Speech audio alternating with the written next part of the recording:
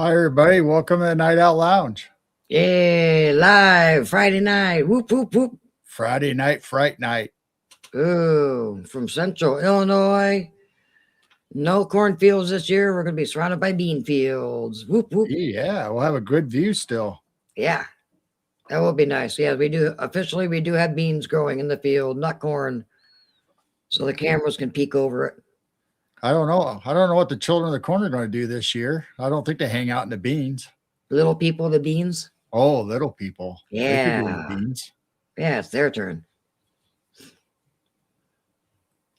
So before we get carried away, I see John Allen, Val, Angelique, Midwest Night Watchers. Hey. There's Carl. Welcome in, Carl, and Dwarfy. We got Carl. We got Dwarfy. Sharon was in earlier. Yep. And welcome in. Give it a few minutes. More people will start popping in. Well, it says 15. Welcome in, everybody. Yeah. Oh, Miss Boda's over there in Rumble. All right. Gemini, welcome in. I bet you got a good evening tonight, too. Well, you might be getting storms. A lot of the storms are up north. So how's your weather, Gemini? It's gorgeous here tonight. And Mel WD40, welcome in. No zombies. Gnomes in the beans. Zombie gnomes. We got our weather postponed for a little while. Yeah, we were supposed to get nasty storms 10 o'clock, 11 o'clock, 12 o'clock. They took it out. Guess we'll get it here a little bit later. And there's War Criminal. Welcome in. All right. See some people we haven't seen in a while, too. Awesome. Yeah. Heaps of storms around Michigan. Yeah, so it's missing us. It's mostly up north. But we might get some middle of the night. We need rain so bad. It's so dry around here. Hi, Carrie. Welcome in. We need the rain. We do need some rain. There's Robin. Whoop, whoop. So how are you, Robin? How are the fires, Robin? You're getting caught up. Yeah, I'm just saying hi to everybody as they pop in. So we get rolling, then I'll probably lose track of it. There's Gemini. Yep, Gemini. So yeah, I was watching Bigfoot Dwarf this afternoon. I was a little late because I was down here uploading files and pictures and stuff, and went upstairs. He was live with the police chase. Then later he texted me about another mountain lion in the area out there in California. Whoa, a second one. Wow. I think it was San Fran or San Diego. I don't think it was LA this time, but it's just weird that these big cats are starting to come into the cities now. Well, is there still fires out there? I still wonder if the animals are running in from the fires, but they're heading into a city going, oops, now what? Yeah. Hey, you guys aren't supposed to be here. Yeah. Like, I think I took a wrong turn. Now what? Hey, Daryl, welcome in. Mel said be back in a few.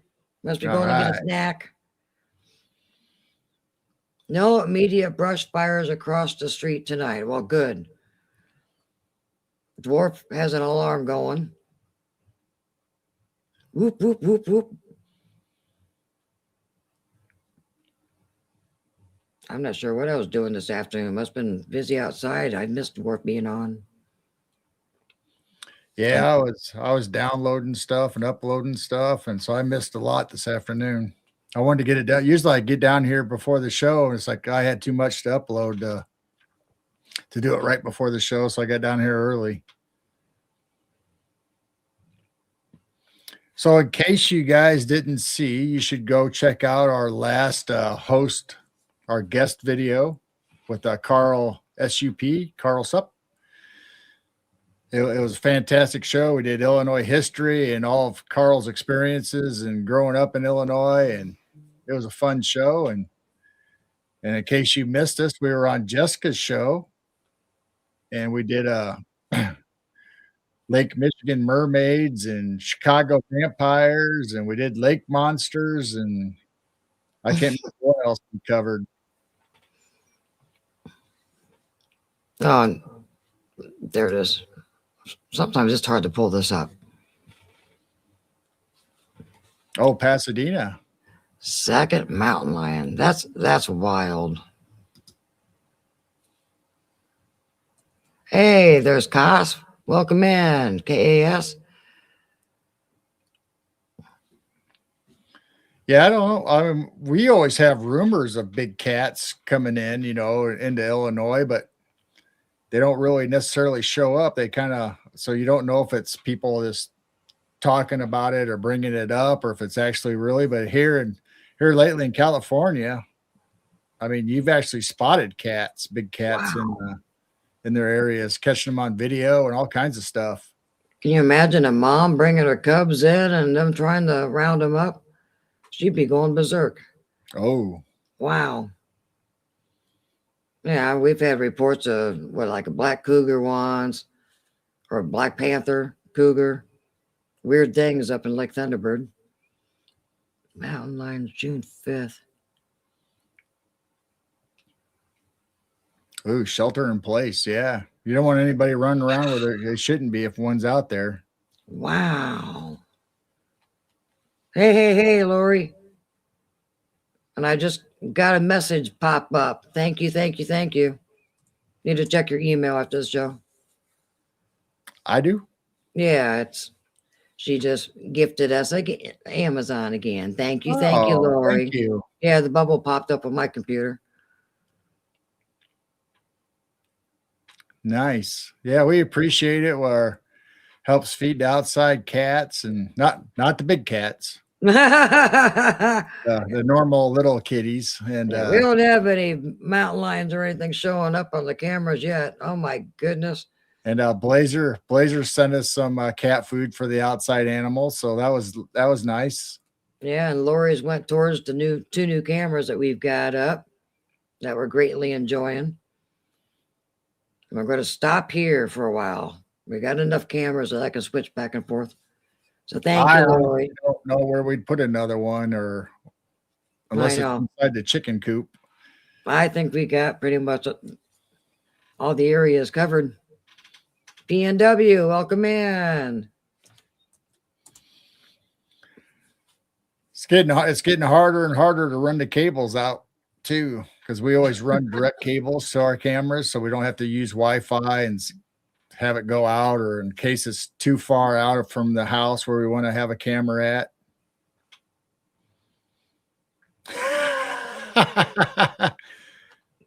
I did stop sending spiders.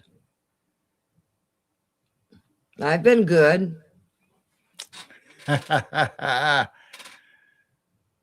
You buy one of those flamethrower drones and you won't have to worry about spiders.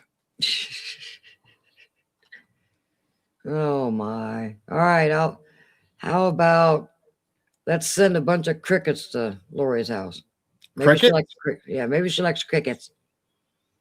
Then she'll have too many and she can't sleep. She's going, darn it, Jane. Now I got too many crickets.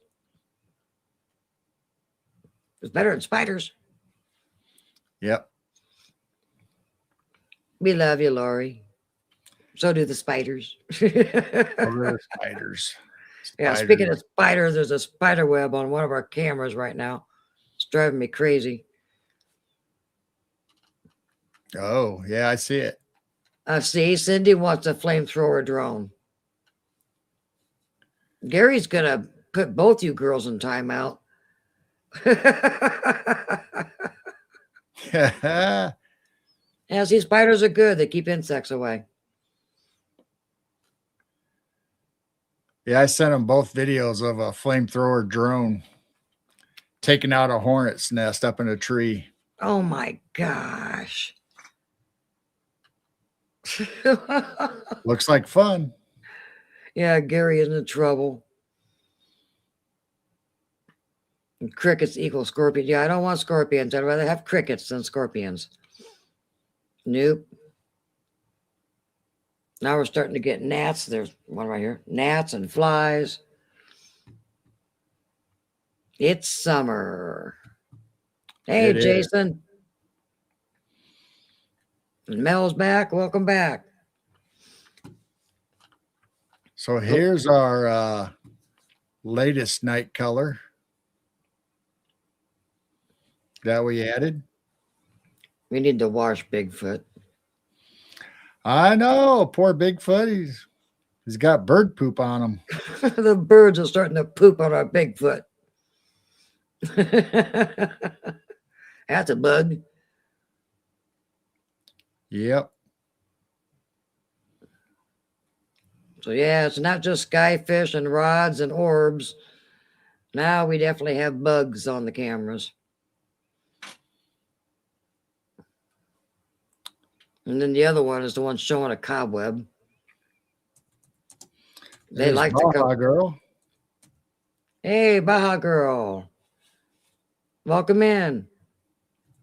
Yeah, these bugs really like the spotlight on these color cams. Yeah, that's the only thing. I wish there was a color camera that didn't have to shine a spotlight out to get the color. Yeah, I because I keep think they would have that technology now. definitely not putting one of these up high because I keep wiping them off. Hey, Mama Bear, welcome in.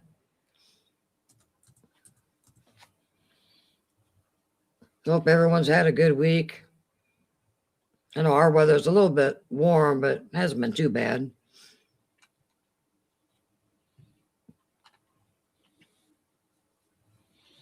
I'm ready for the loud crickets, but we got about a month before they start showing up. So if anything happens out in the backyard or anything, Jane will let me know and I'll bring it up. Yep. There'll probably be a raccoon or a possum or something. Who knows? Well, we had a skunk earlier, and then the fox showed up. He kind of nibbled on some marshmallows and was kind of chomping on the sticky stuff. Then he took off. But yeah, I'll let you know if anything shows up. We definitely know foxes love bagels. Our grocery store has a clearance. And it's like $1.25 for, what was it, Preference Farm? Yeah, so it's kind of a clearance. So I grab all the bagels and the mini bagels and put a bag out there, and the fox just absolutely loves bagels. Going, okay, that's interesting. Cinnamon raisin bagels. Cinnamon raisin bagels.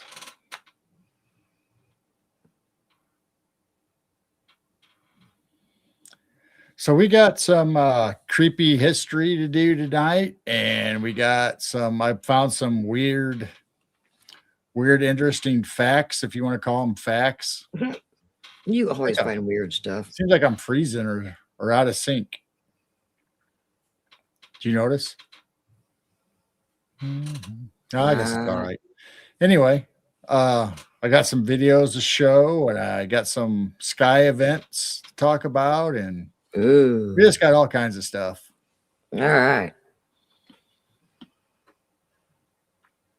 So we'll just wait and see if anybody else pops in real quick, and we'll get started. See how this night goes. So on your mark, is that go? Started off with a screaming goat. Hey, you made me out of focus. Now you did it. Uh-oh. Normally my camera doesn't go out of focus. That was weird. Oh, things are kind of glitchy. Maybe it's that solar storm. Is it still happening? I don't know. It could be the solar flare. Huh. Our lights have flickered a couple times today even. So I don't know. Even today? Yeah, I saw them once do it today. Wow. Crazy. All right. Well, let's see what we got going on today. You never know what to expect these days.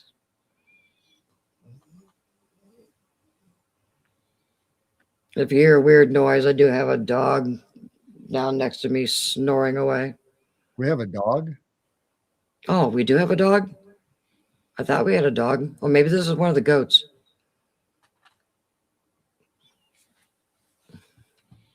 Yeah, last week she was whining because she was on your side. I know she didn't like it. She's not used to being over here. Let's see. Where are we at?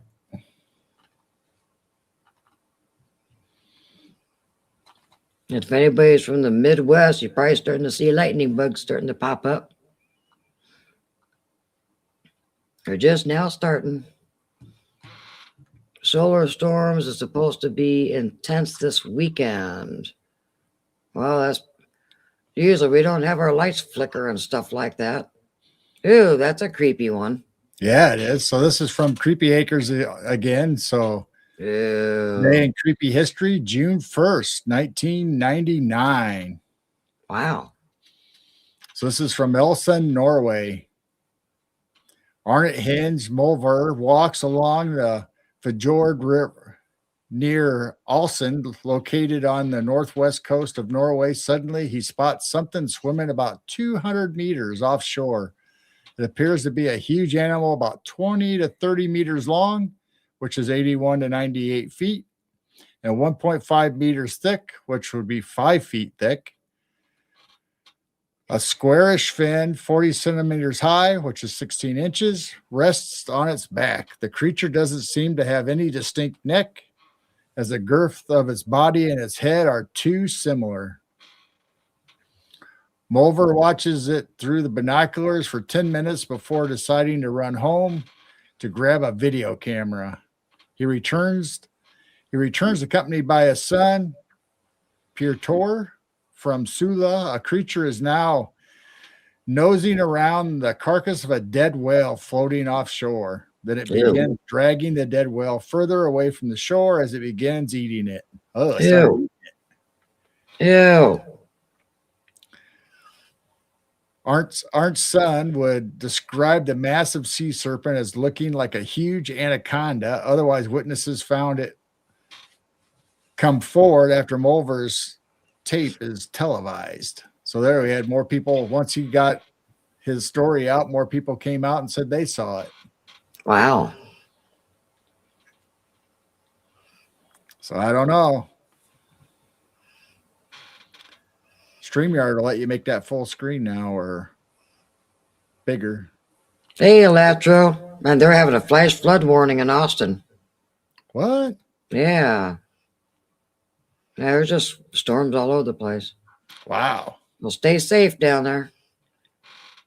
Yeah, it seems like everybody's getting storms. It comes from the Canada, the West Coast, and just rolls all the way across to the East Coast.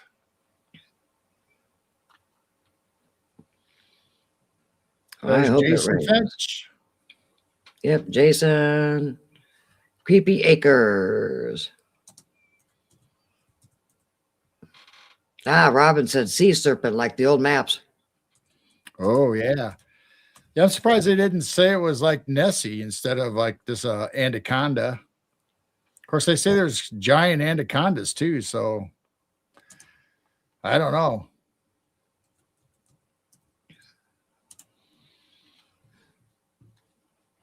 All right, let's go to the next one.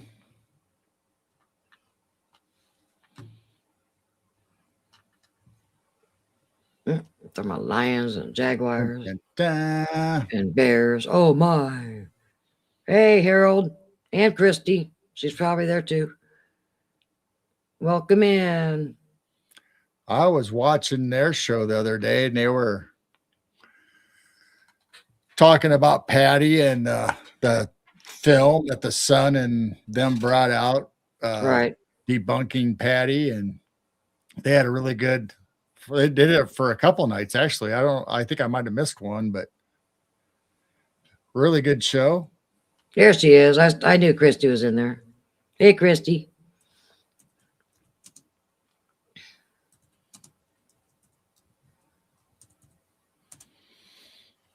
All right, let's bring up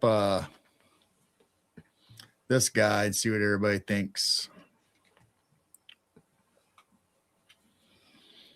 So here we go. Creepy Acres, June 1971. Ooh, Fluffy. fluffy. He is fluffy. Look at him. Hey, Fluffy. He's got some beady eyes in this one. Look at his eyes. Oh, They're not red. They're not. I don't know. mean and fluffy. Looks like he's got vampire fangs. Oh, they're making him creepy looking. All right. June 1971, 9:30 p.m. The Dallas Wasco County, Oregon, Richard Brown, a junior high school music teacher, and his wife are returning to their home in Pinewood Trailer Court when the headlights from their car illuminates a huge gray figure standing under an oak tree in a nearby field. Richard bolts into the trailer and retrieves his hunting rifle, on which is mounted a telescopic sight. Through the sight, he watches a creature roam only 150 yards away. For about 4 or 5 minutes, the massive beast stands 10 feet tall and is very muscular. He doesn't have a six-pack in this picture, though. Usually they always have six-packs. 10 feet's a pretty big boy. Yeah, that's big. Easily weighing 600 to 800 pounds, Brown has his finger on the rifle's trigger but can't bring himself to pull the trigger. He knows the creature isn't an ape or a bear. It seems too human. 2 days prior, the owners of the trailer court, Dick Ball and Jim Forkin and Frank Verlander, had spotted the same creature through the window while they were having a business meeting in their office. So there you go, 1971. They didn't say it, but I would assume it's a Bigfoot. Looks like a Bigfoot. Must be a Bigfoot. Looks like they gave him human looking hands. Yeah, they didn't show his feet. No, they didn't show his feet. Hey, careful. What? He's got a hairy chest. A lot of them don't. But he's a Bigfoot. He's a Sasquatch. Forest people. Forest friend. Forrest Gump. Watchers of the forest. Harold said, I love this stuff. I know. I think they should do an app on the phone where you get it just sent to your phone. Today in history. Just have it come right up. I just love the artist. I mean, it makes you wonder if they have one or more, but all the drawings are just gorgeous on there. I think early on they drew it, and they might still draw it, but I think they have AI recreated, or I don't know. Maybe it is an artist that just draws them all. But they do have a book. If you go to their website, Creepy Acres, they have a book of a lot of their pictures and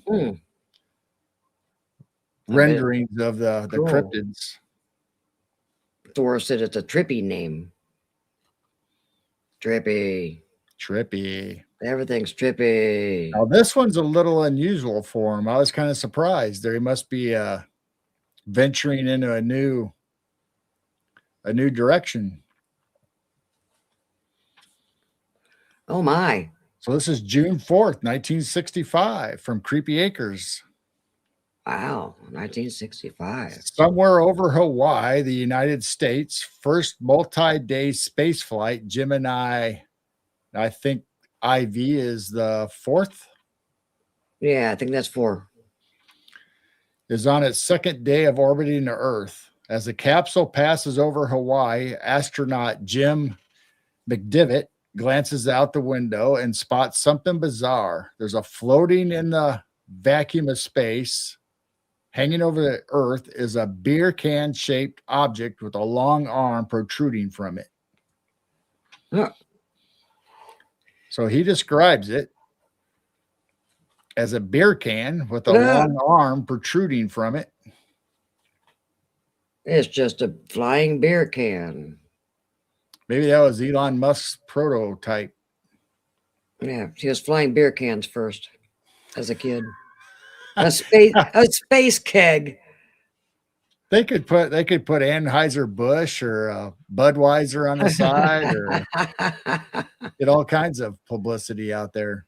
I like that, Harold. A space keg. Space keg. Oh, a little pony keg as a drone. That'd be cool. Christy said you need to keep growing your beard like ZZ Top. Oh, it's getting ready to come off here pretty soon. I don't know. I've kept it this long. I don't know. You can put it in a ponytail or I whatever don't if like you're it when hot. people put their beards in ponytails. And then you can tuck it in. It looks like a short beard.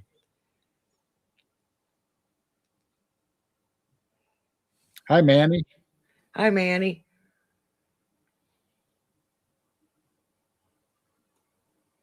Oh.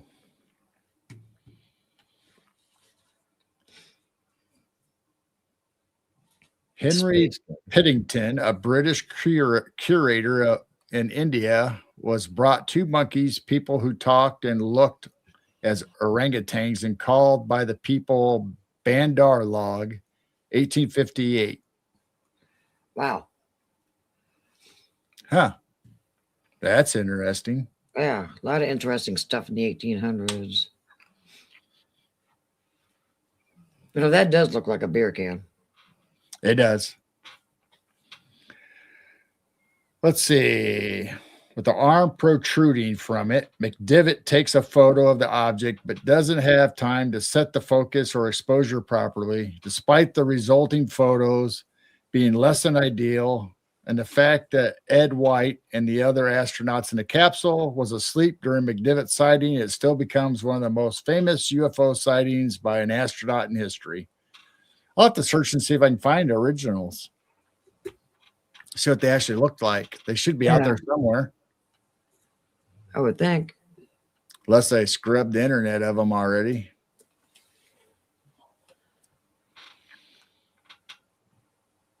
It looks like a torch, what you are lighting.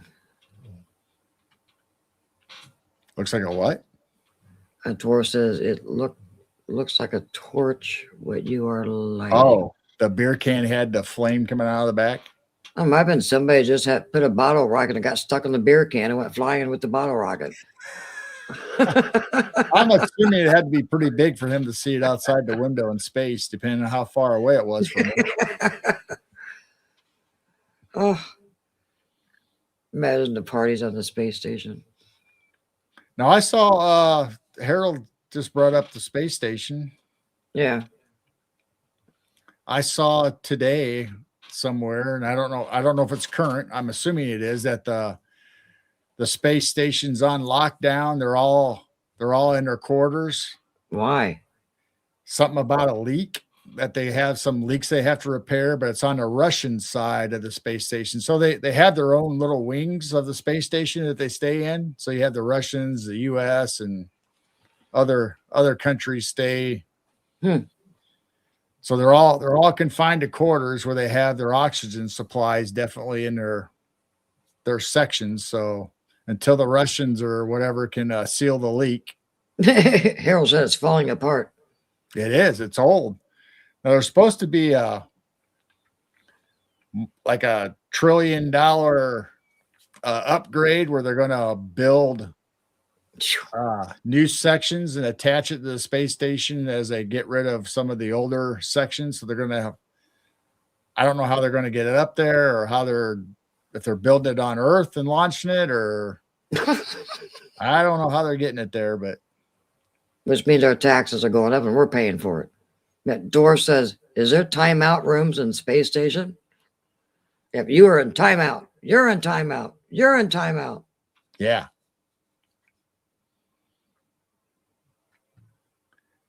I don't know how, I don't think a bottle rocket fly very far in space. No. But I don't know.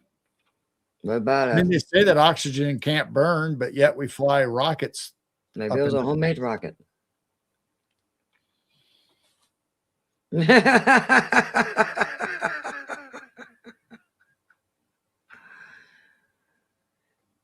That's a good one, Harold. That's right. Maybe it will have a ballroom. Have a galactic dance. Yeah. Of course, we'd never get to see it. All the billionaires would be up there dancing and under the disco light out there in space, but we wouldn't be able to do it.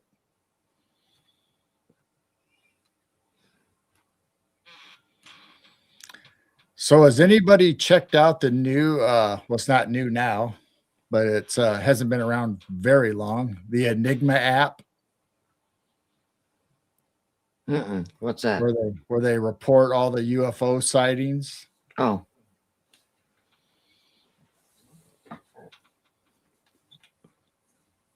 That's all I need is another app. Yeah, that's what you need. Another app.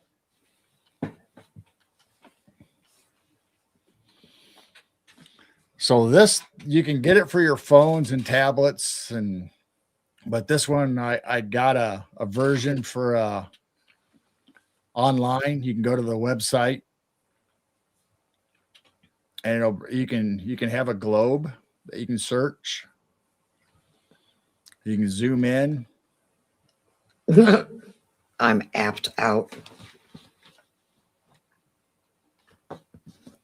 So you can keep zooming in. There's Braidwood. There's the nuclear power plant that I was an armed security guard at. I wonder why they have that on the map. Yeah. They got all of them on there. Yeah, they do. They got all of our nuclear power plants on there. Wow. Huh. Interesting. What's the flag or whatever down by near Peoria? No, Peoria. It says Armory. No, the one by Peoria. Yeah. I don't know. Keeps going away. Well, that's weird. General Wayne A. Dowling Peoria Airport. Oh, that's the airport in Peoria. Oh, okay. So anyway, you can click on these things and it'll tell you all about the sighting. If there's videos or pictures, you can bring up the pictures and the whole story about what it's about. So it's pretty cool. I think it's cool anyway.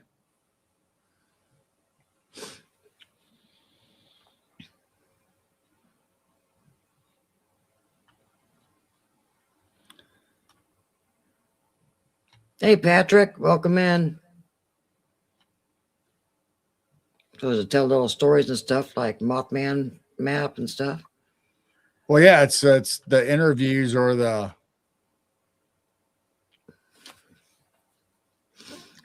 it's the interviews and stuff of the people that report the stories of the reports. So you could read or see the pictures that people send in. And Dwarf wants to know who runs the app again.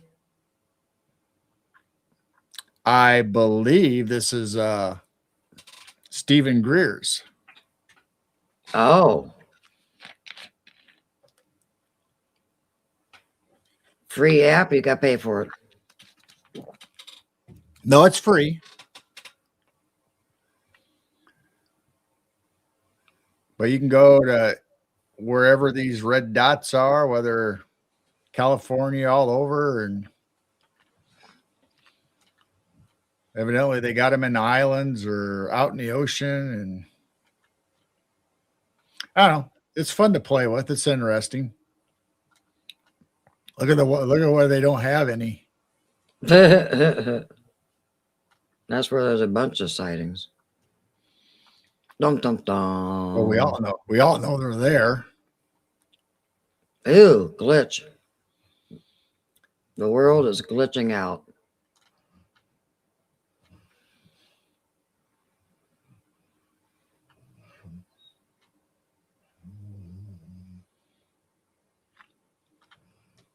So I just thought you guys might enjoy or a lot of sightings.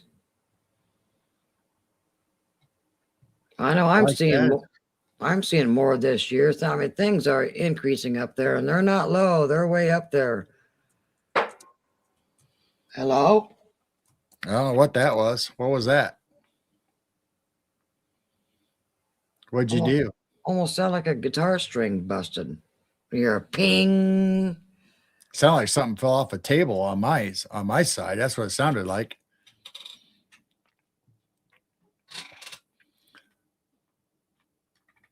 So anyway, I think I've told the story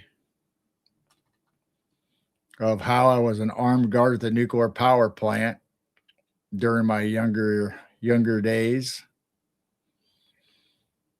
I don't know. I had pictures. I don't know if I uploaded them or not, since we're talking about Braidwood, Illinois.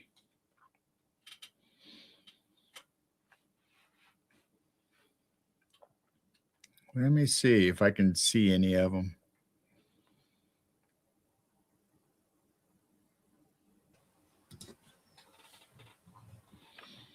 So it wasn't a federal installation at the time I was there. It was still regulated by the feds, but right after I left, they made the security guards at the nuclear power plants the same time they made the federal the security at the airports all federal agents or employees. Hey, Jojo, welcome in. Hey, Jojo.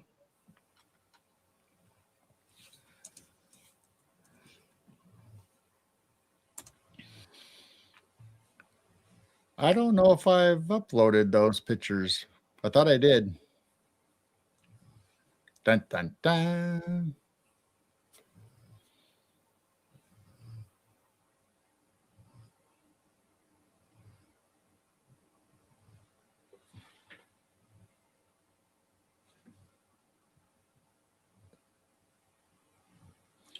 Oh well, I'm not gonna look for them all night. If I see him as I'm looking for stuff, I'll bring them up. Oh, it's a stinky.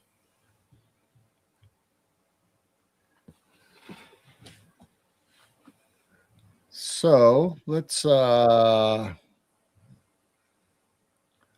remind everybody. I thought I just saw it. Dum dum dum.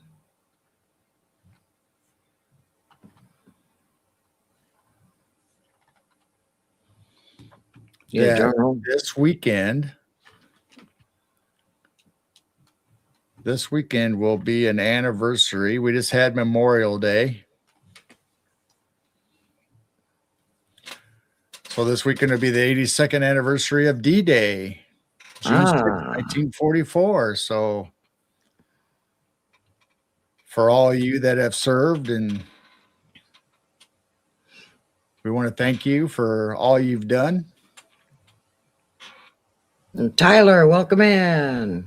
Cosmic Joe, welcome in. My goodness, everybody's flying in. Wow.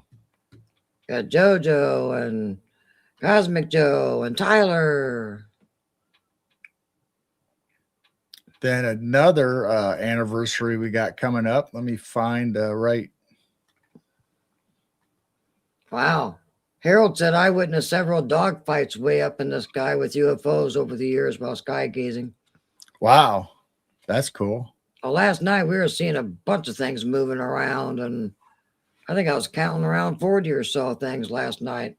A few years ago, I'd be happy that I was seeing 15 things moving. Yeah, it was weird last night. I mean, then I saw 3, and they're going different directions, and that's not the north sky. It was right above us. I mean, something's increasing way, way up there. Been a lot of activity.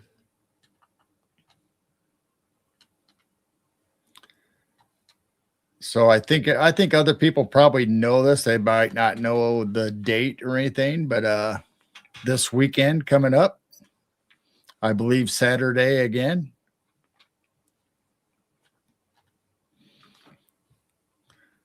that we have a 150-year-old light bulb still lit and still going. And you can go online and you can find a webcam to watch this. They have it 24/7 on this light bulb that's been lit for 150 years in Livermore, California. Yeah, and why can't we have them last more than 6 months now? Because they don't want it to last that long. I know. Got to keep buying them. No, I didn't see Northern Lights last night. It was kind of cloudy, but I don't think it hit our area either, or I would have probably seen, like pink colors and stuff in the clouds. But I was outside last night looking and waiting, but I saw a lot of things moving and stuff instead above me. Now I saw, I think it's somebody in Colorado posted colors in the sky for the Northern Lights. Pretty nice photo. Of course, we had some clouds. I don't know if there's a chance again tonight or not. I think there is, but I don't know. Usually, you know, depending on how strong it is, it'll last 2 nights, maybe 3 nights. You might see colors.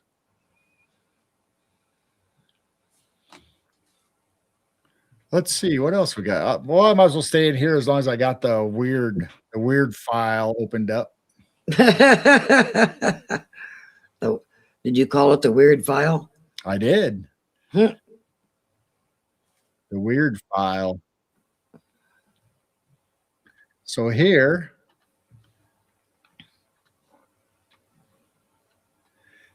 is the gun or the Derringer of John Wilkes Booth that shot President Kennedy. Not President Kennedy, but Abraham Lincoln. I'm sorry. I don't know why I said Kennedy. Wow, what a tiny little gun. Carl says he must be in the weird file. I think we all are. So you can go to the Ripley's Believe It or Not museum and you can see this gun amongst other things. So it's kind of interesting that they actually have the Derringer on display. Wow.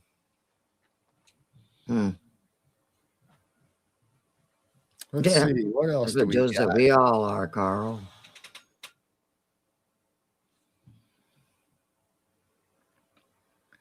Now here's a funny one that I found the other day.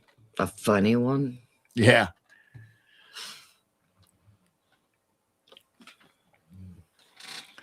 So Florida guy, 45 years old, arrested after building a full tiki bar in the middle of a Walmart parking lot and serving drinks to shoppers for 3 hours before the police arrived.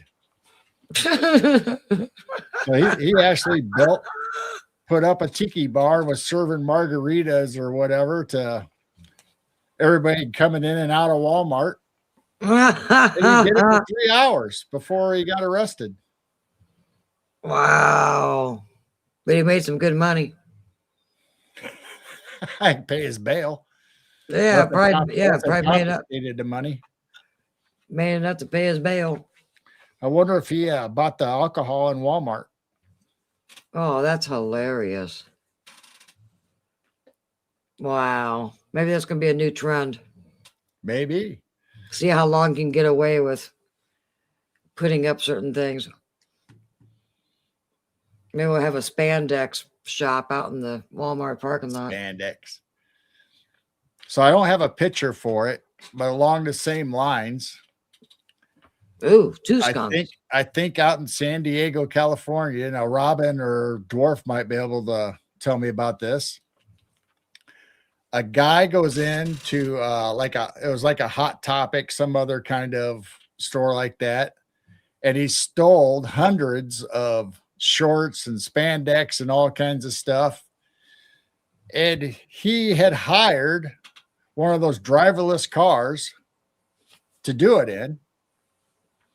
And he jumped in and the car takes off. You know, it's operated by the app, you know.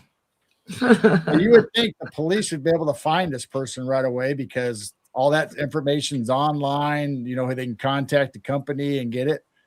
That happened 6 months ago, and they still can't find the guy. Oh my gosh! He actually almost like used an Uber or a driverless car to pull off a heist. I don't know why he stole hundreds of shorts and workout exercise clothing, but that happened 6 months ago, and they still haven't found him. And they've interviewed the police or the detectives or whatever. And they said, yeah, we thought we would be able to, this would be like an open and shut case right away. But evidently the guy used a burner phone and fake ID or information or whatever. So they can't really track him down. Probably sold everything on Etsy. So there you go. You might have driverless car heists unless they fix that loophole. Oh my. 2 skunks and a possum. Uh-oh. Who's going to attack who? 2 skunks and a possum. Yeah. 2 skunks and a possum. It was a Sounds like skunk the and a fox. beginning of a joke. It was a skunk and a possum. Skunk usually chases off the fox. Looks like one of them's leaving. Yeah. One wandered off. There's the possum. Oop. Now we get him, get him, get him. God, they're feisty little things. I can probably see him better on the other one. He's kind of blended. It looks like he just cloaked out, man. Where'd the other skunk go? Darn it. I don't know. All right, He must have went in the second driveway. I don't see him anywhere. He might be back. I mean, these skunks talk about greedy. Hey, walking lightly.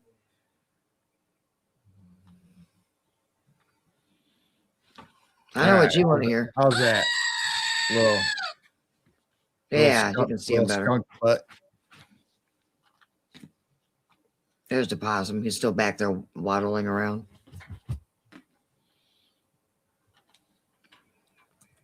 Maybe the other skunk will come back. Yeah, so I thought that was weird. I found the first story online about the guy in Walmart. And then on the radio, when I went to get our pizza, I heard the other story. Wow. Oh, we got a second possum in the second driveway slowly heading in. What? Yeah. Got an active night tonight. All right. Then there's the new water bowl that Jane was talking about. We put a new water bowl out there for them to drink from, but turns out that the coons like to bathe in it. I've got videos. I will upload them soon. But the raccoon's been having a lot of fun getting both paws in, then all 4 paws in, puts potato chips in there, wait till they get soggy, and then eats it. Grabs hot dog buns, throws it in the water, plays, slicing around. No, I haven't uploaded the videos yet, but I got a few different ones.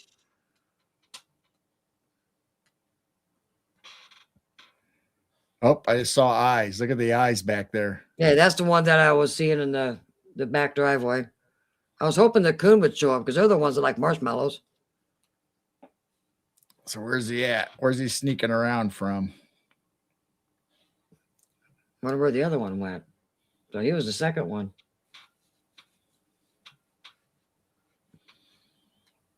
The fox said, "Oh heck no, I'm not going to fight a skunk." So he'll probably come back later.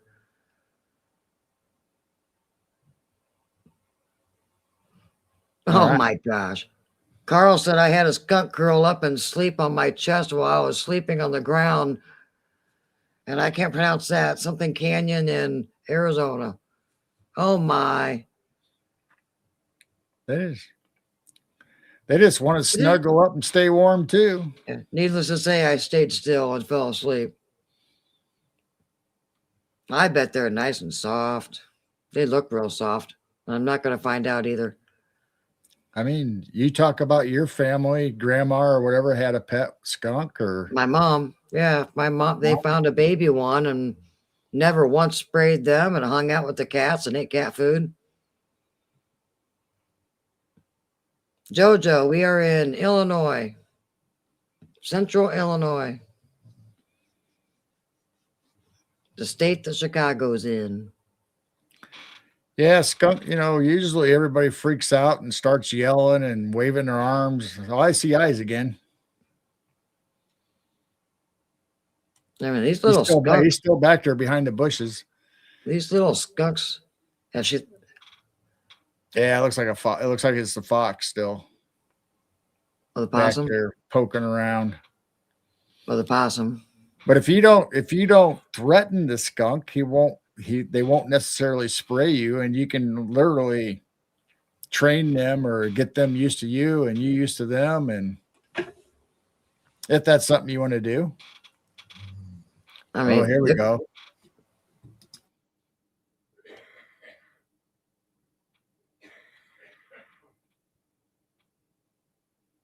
What in the heck is he doing? Itching himself? Oh, it's a possum. He was itching himself. It's a possum. Look at He that. says, cute nope. butt. He's walking away. He says, nope. He just spotted the skunk. Yeah. And he charges after everybody, hops around and threatens them. He says, I might have to think about this for a minute. Look at that butt. Now, isn't that cute? He's so fluffy. Little fart kitty. Yeah, they're having a party back there. You never know. Oh, he's circling around. I just saw him walk by. He's going to show up over here now. Unless he turns around. There he is. Yeah, I'm going to try a different direction, see what happens. I don't know what the big difference is. Why didn't you just come up the same way at the beginning? Yeah, just run right into him. Well, they can't see very well. Right, but the skunk don't even know he's behind. Just wait till the skunk finds out he's right behind him. He could spray right now. It'd be perfect.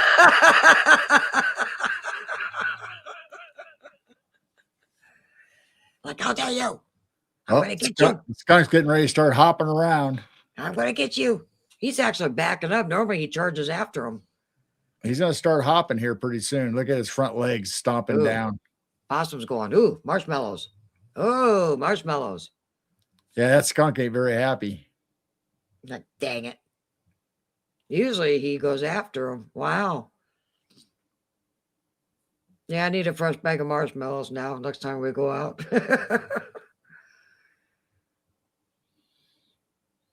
I thought that the critter would enjoy them. I know raccoons love marshmallows. Skunks like them too. Oh, he's doing his little hoppy dance. A feisty little turd. I like how he jumps and stomps like he's a big threat. Just turn your butt towards him. That's the biggest threat you have. Man, he's I see more eyes. Look at that. Oh, now he's hopping again. Like, oh man. Now that looks like the fox. Unless it's somebody else. No, I think it's a possum. Another one? Are you having a possum fight back there?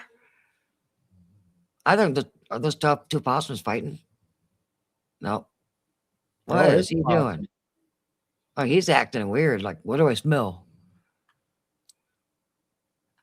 Well, I guess nobody's gonna. Skunk's still there. There's eyeballs in the back driveway. There's another one. All right, Yeah, we got more than one possum. Yeah, somebody's taken off. He turned around and he's booking. Like, oh hell no, I'm not gonna interfere with this one. All right, well, we'll bring them back on if they. Oh, they're so entertaining. If we have a gang fight out there or something. Let's see. What else can we talk about? Oh, we've talked about this a lot. We'll see what everybody else has to think about it. If you smell skunk, it's me.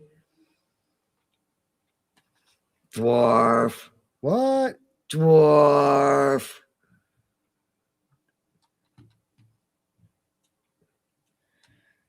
Let's see.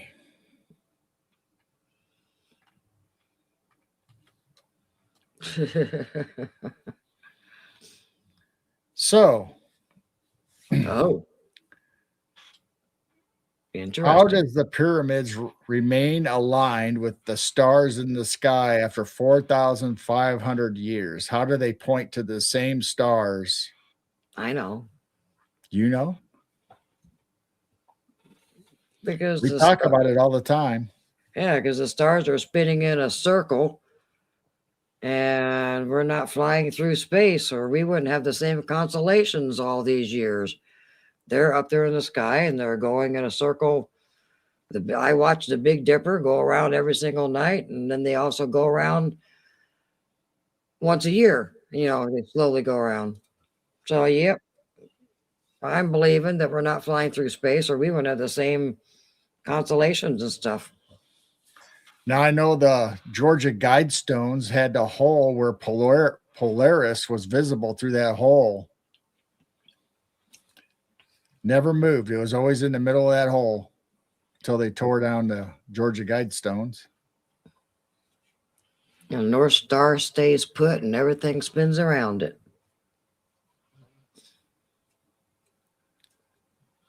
So they keep talking about how, like they say the moon's getting farther away from us. They say the stars are separating a little bit more. So how are they still aligned with the points of these pyramids? Because the pyramids aren't moving. They're not spreading out to match the stars.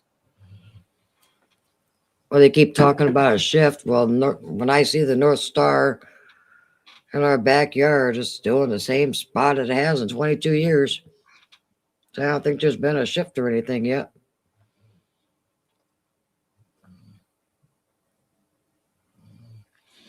I don't know. It's a mystery.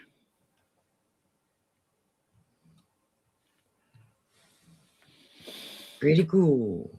Let's see. What else do we got? Here's a fun one. At least I thought it was interesting. We'll see if anybody else, and then we'll get to some normal Midwest night watchers stuff.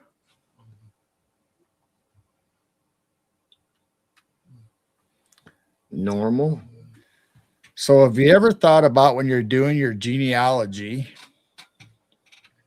how many generations it took,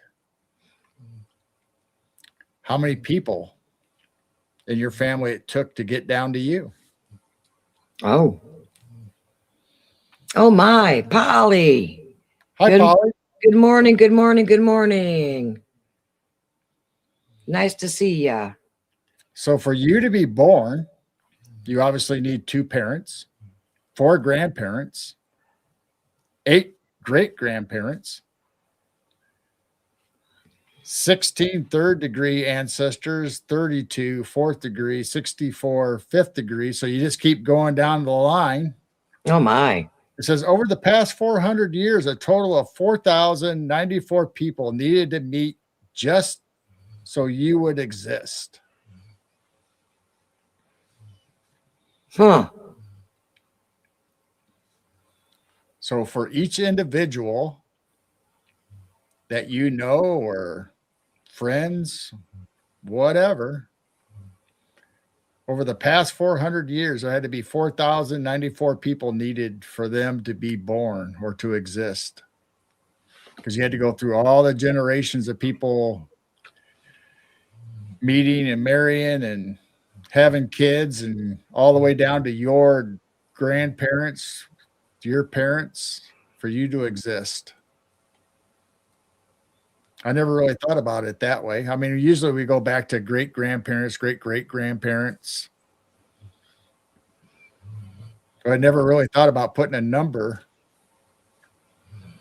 for me to exist, how many people had to meet or be together for me to be born. Wow. I just thought that was interesting. Mm-hmm. Has nothing to do with weird stuff or something that no one taught you in school. There's a lot of things they didn't teach us in school.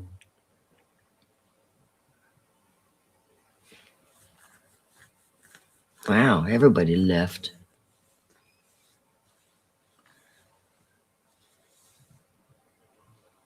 So here's an interesting one. Once in a lifetime image captures a human silhouette crossing the sun. What? What? It's probably a bug on the lens.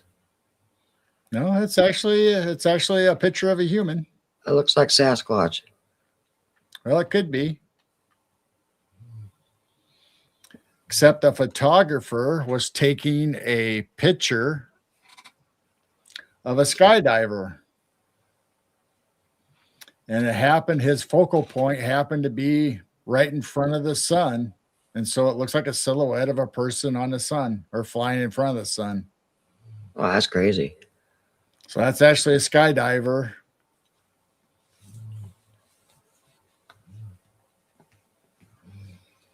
Hi, Tina. Welcome in. Hi, Tina.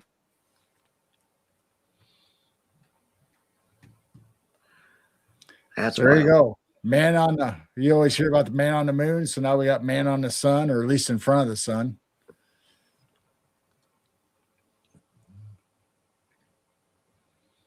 Skydiving to the sun. Yeah. So we always talk about our cats or other people's cats, you know, how they stare off into space, and they say they're really intuitive, that they kind of like maybe see into another realm or have some kind of intuition. We love those kind of stories. All pets are animals. I mean, they all have their unique abilities, just like all humans have their unique abilities, whether they practice them or not. This guy, the ship's cat, had never missed a voyage. On May 28th, 1914, she walked off and refused to go back on, no matter the people on the ship tried to get the cat to come back off and just run away and go back off the plank or whatever. The ship sailed without her, and it sank the next morning. 1,200 people died on it. Whoa. Now, Wow. I'm assuming this is a story tied in with the Titanic, but I'm not positive. It doesn't really tell us that. This could be just a generic story or a folklore, but I've heard of other people talk about sailors back in the old days would always have a cat on board for the mice or the rats. Right. Wow. So this says this cat refused to be on board after never, ever missing a voyage. How did it know? Yeah, that's the question. How did it know?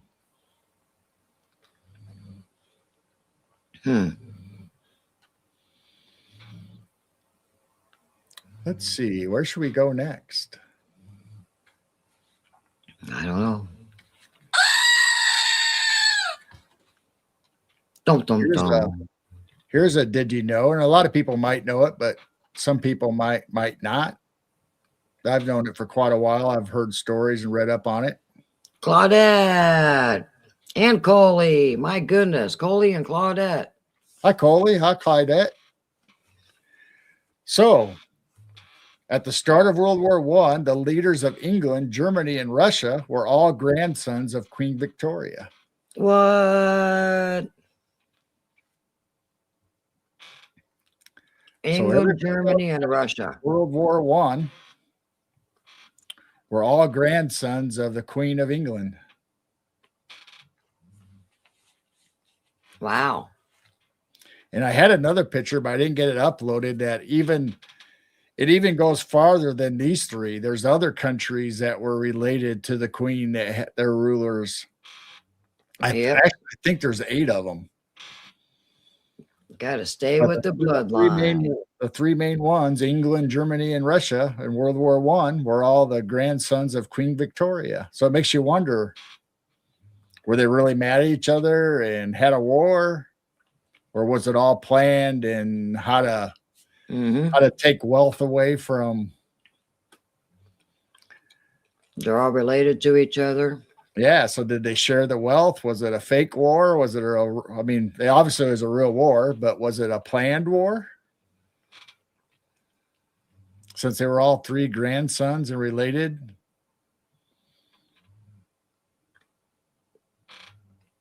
Makes you think. What? I'd bring that up, Coley, but I don't know if I should.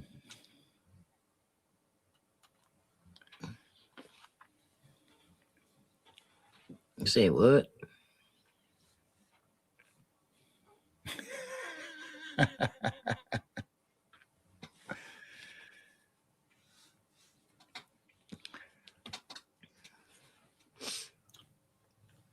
Dum, Have dum, you dum. ever heard the term mother's little helper? Mother's little helper? Yeah. I don't know. Would it be one of our kids? Nope. Little gnome, fairy.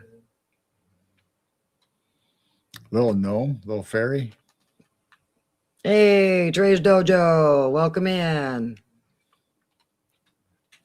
Hey, Valium. Jojo. So, mother's little helper in the 1950s was a pill, an amphetamine that they prescribed to help mother with stress and daily life. Yep, they used to. Lori's right. They used to do Valium. Oh, wow. And they were worried about weed in the 60s? So why not? Why not? Get dear old mom hooked on drugs, and she's probably telling the kids to behave and don't drink or go to parties, and here old mom's staying fit and slim by taking amphetamines. Now I remember Wow. back when I was in high school, they still had amphetamines in drug or weight loss pills. People would always try to get weight loss pills for speed.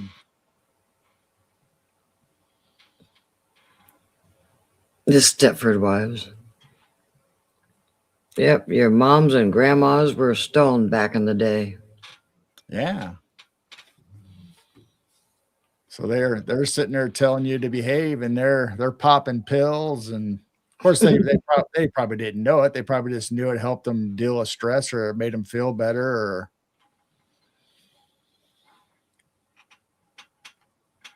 so we all know about this one. Everybody talks about this one. About how Coca-Cola had cocaine in it in the beginning, the original syrup. They So probably until 1903, it still had it listed as an ingredient. And even past 1903, I think it was still in the recipe, but they didn't put it listed as an ingredient. and I bet they still make it for certain people. Maybe, I don't know. Wow. So this makes you think about all the drugs that were in our foods, in our drinks. I mean, a lot of soda fountain drinks had stuff like that in it. Hey, Two Shadows, welcome in. Hey, welcome in. Dwarf, rum and coke and cocaine. Yeah, that'd be, man. Could you imagine that? Alcohol and cocaine together all in one drink? That'd be a party.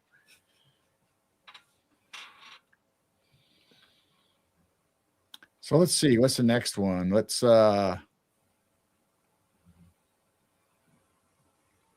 where am I at? Let me see.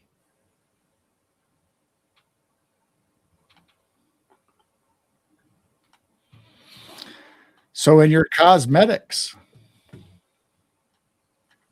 What, cocaine? No. I think this would even be worse than cocaine. So this is a common product back in the 20s. Cosmetic companies sold Radiar. So if you know the beginning of this RAD, you can just jump to radium, which is a radioactive material.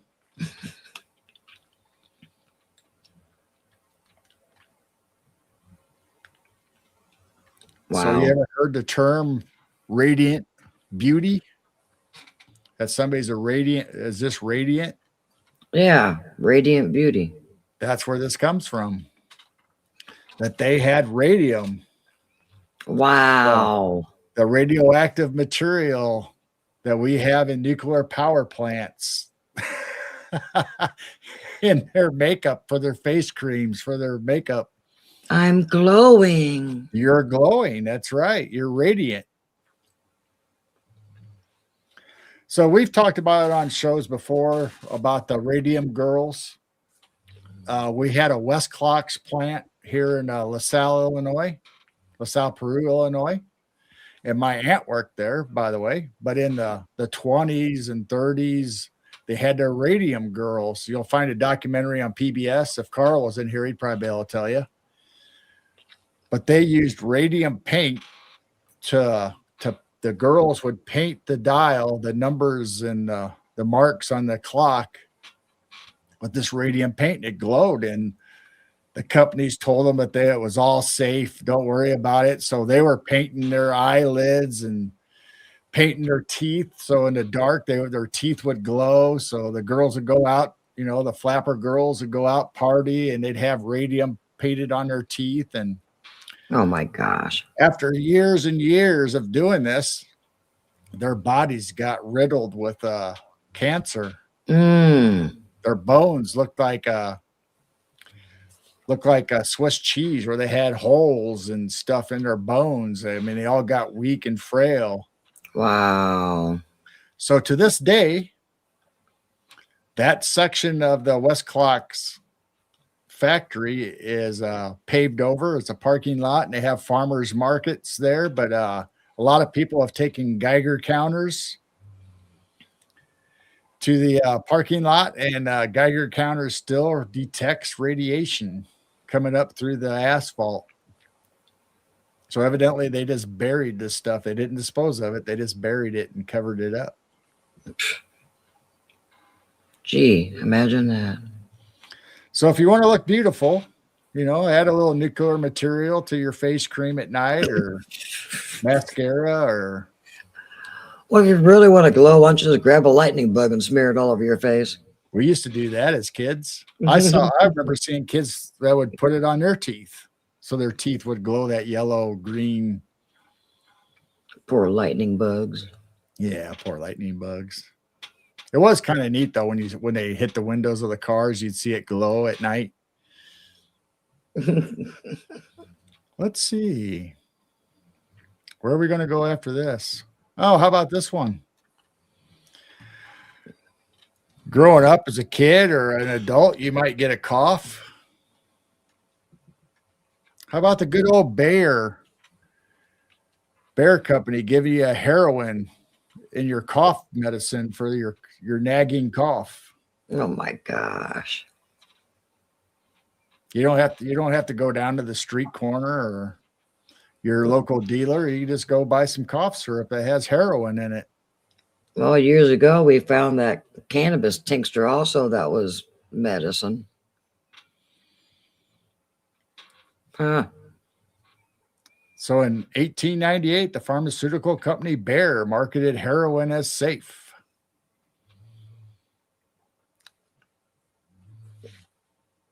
Coley, the lightning bugs are just now coming out. I'm seeing them the last couple nights. They're getting there. You gotta wait until the crops are up in the field, and then they'll really start coming out. We saw some tonight on the cameras. So directions say take 2 or 3. Oh my gosh. So there you go. Compressed tablets. Heroin hydrochloride. I'm sure that was good for you for the body. My goodness. So makes you wonder why pharmaceutical companies, even today, how many times have we heard of products, that they always say, oh no, it's safe. Then however many years later say, oh no, don't use that anymore. They take it off the shelves.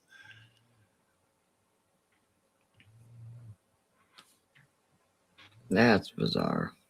Bizarre. Howdy, Moon. Go ahead. We got a moon at noon. Hi, Moon. Makes you wonder how many other products out there besides Bayer and the radium and Coca-Cola. How many other ones have stuff in it that we haven't heard about? Yeah, they got rid of all the good stuff and the good medicine and started doing man-made medicine that got everybody sick. I mean, So heck, you there need more man-made might be medicine. soda crackers out there with morphine in it or something. Who knows? Wow. Maybe your little snack cakes have something Little in it to Debbie's. make you happy and joyful for your little brunch or little sandwiches that you eat. Happy little Debbie. Yeah. So here's another museum piece. We talked about Ripley's Believe It or Not and the Derringer that Booth had that shot Abraham Lincoln with. Here's another type of weird thing. So here's a little bottle. Oh my. And on the tag, it says it would bring a peck of trouble because a living witch was trapped inside this bottle. So that's what they're saying. Do not open it. And the top was sealed. Ew. So it says here in Europe, England, Sussex, silver and stoppered bottle said to have contained a witch obtained about 1915 from an old lady living in a village near Hove, Sussex. She remarked, and they do not say there be a witch in it, and if you let them out, it'll be a peck of trouble. Miss M.A. Murray. I bet it was a gin. Could have been a gin. Genie in a bottle, but I bet it was a gin. Oh. So they said it's been there for 110 years. Wow. In this little bottle, and they still have it on display. Almost looks like a face up there at the top. Well, I think that's from the reflection of the guy taking the picture, but I hope so. I don't know. Wow. Kind of cool looking bottle. Yeah. So it wasn't actually a bottle, it was a prison. So if you ever find a bottle that you don't think is an alcohol bottle, because a lot of bourbon, a lot of bottles will have the wax on the top, but if you find one that looks like a perfume bottle or a decorative bottle, somebody may have cast a spell and trapped somebody inside these bottles.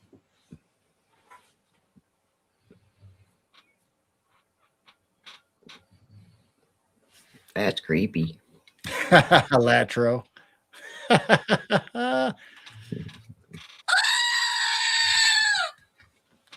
Now, supposedly, all you have to do is invite them in. Just like vampires and other things, you have to invite them into your house. Well, if you tell them to get in the bottle, supposedly they have to get in the bottle. That's what the story is. I don't know if it's true or not, and I'm not going to try it. Of course, I don't know any witches or vampires that I know of. Some I suspect of being, but I don't really know.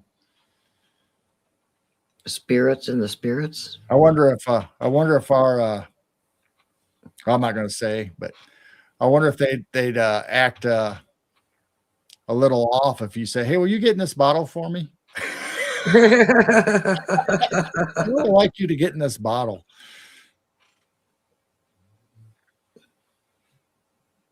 Coley says she knows a few.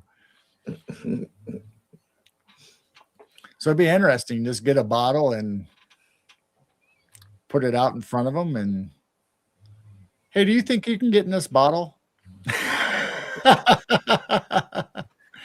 Well, with those blue bottles that they hang upside down in their flower beds, isn't the spirit supposed to go in there and get trapped? It is. It's supposed. They're called witches bottles. Those are too. You hang it. They're decorations, but supposedly the blue bottles are attractant for witches, and supposedly they go in it.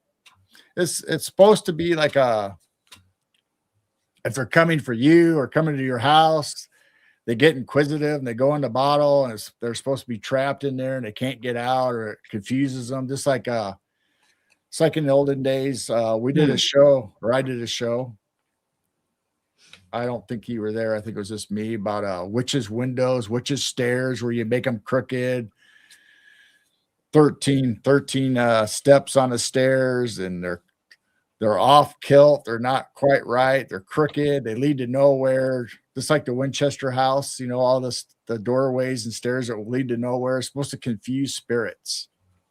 So witches' windows on the outside of your house, especially on the East Coast and Salem and other places, they're crooked.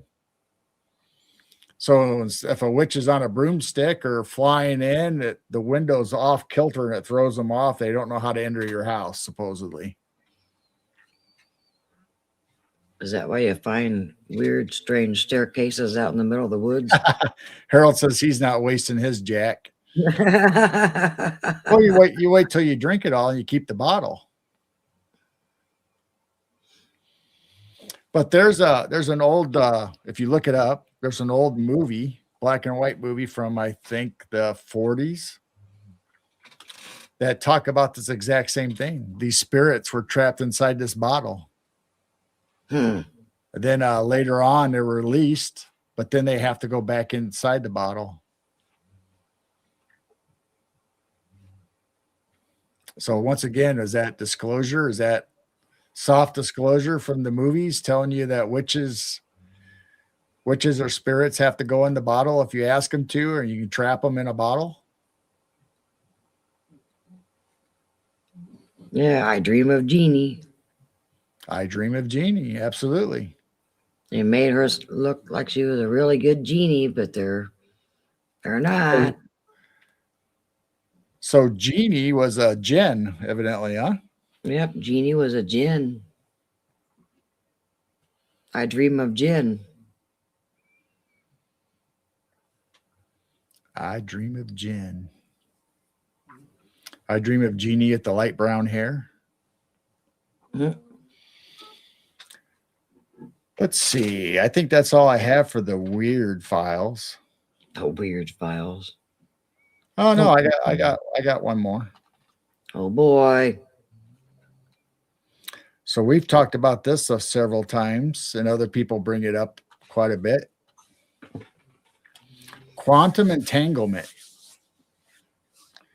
breaks the laws of classic physics. If two particles become entangled, they forever share a single existence. If you separate them by 1 billion miles and change the spin of one, the other particle will instantly, simultaneously react and spin the same way.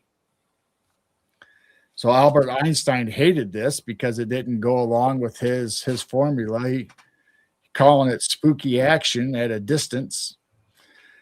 So we've always talked about it on our shows about how, say, identical twins will have this basically the same DNA, the same genes. And so even if they're separated at birth, or they move away and they're older after they're teenagers or college, and they move away, get married, whatever, that if something happens to one twin, the other twin will experience it. So twins sharing the same DNA, the same genetic makeup, are really quantum entangled, where they're able to, no matter how far apart, they just had that sense or that feeling, or they might feel a pain and the other one hurt their arm. Now, you've had family members that have experienced similar stuff like this, right, Jane?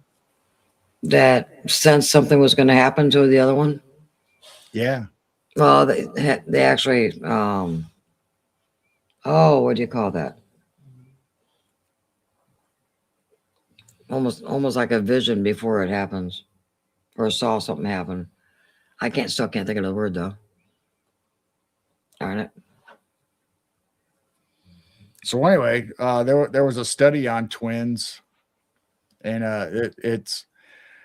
I mean, you hear stories all the time how one will feel pain, or one will know something's wrong with the other twin, or even twins separated at birth.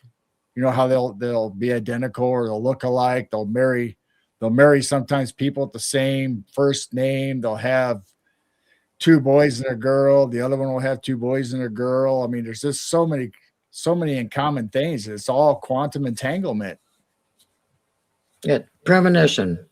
premonition. Yeah. There you go. Yeah, people are saying it in chat. So there you go. It's not only for atoms or particles, but it's also for the humans. Human bodies experience the exact same thing. Well, they say we all kind of experience it. That you think of somebody, and all of a sudden you get a phone call from the person. Yeah. Now Or you think it's I don't know if that necessarily describes quantum entanglement, but you have a connection. There's definitely a connection there. or you think of somebody, and you go to the store, and you run into them.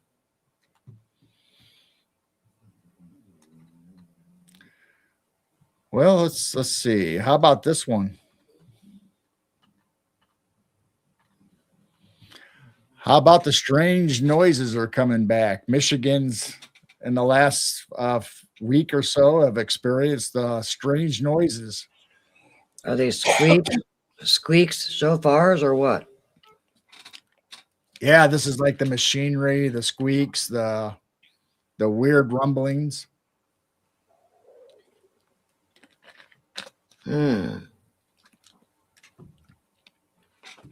So here, this is what it says. Some of the people are saying that wasn't just traffic. It felt like it came from underground. The dog started acting strange before it. Oh, before it happened. Yeah. Whoa. No major damage. Yeah, there's no damage, but people are still hearing these booms or these sonics or even the loud like machinery or hum. And it's coming from Detroit, Grand Rapids, Lansing, Flint, Kalamazoo, Traverse City. But it's also happening in other states. I've heard other states are talking about it too.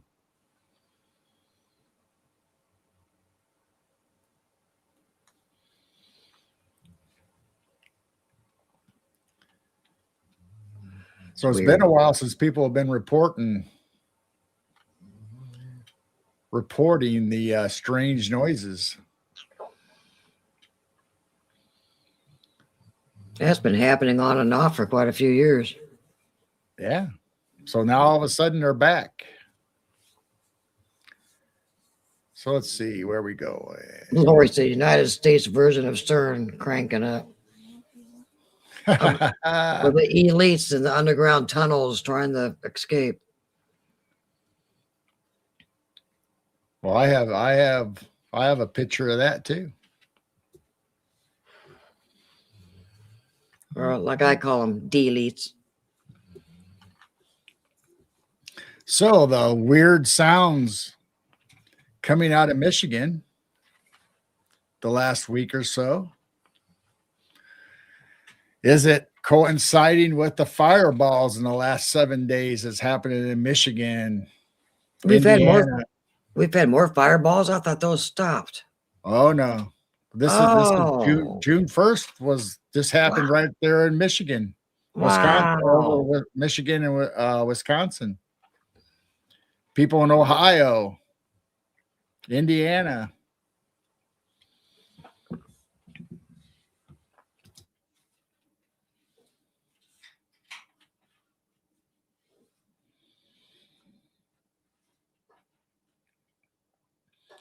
So we know there's sonic booms that happen with these a lot of these meteorites.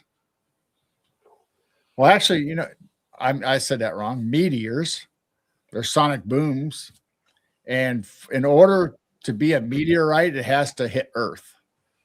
So when it's in the air or space, it's a meteor. It's a meteorite when it lands on Earth.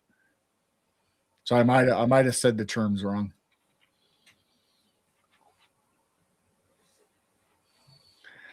So the latest one, or one of the latest ones,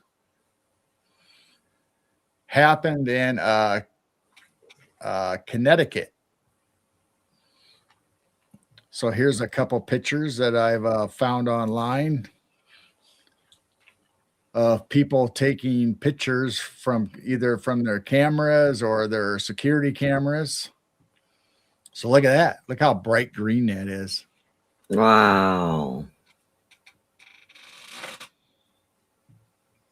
We saw one that one night. We were coming home late at night. So there's the same picture with a little filter added to it. Wow. So that's how bright it was, showing it up on the camera. And then somebody tamed it down a little bit. Then here's somebody in an airplane flying by, catching the exact same one. Wow, that was bright. They are bright. And they're big. So just like the ones in Ohio, and this one's from Ohio.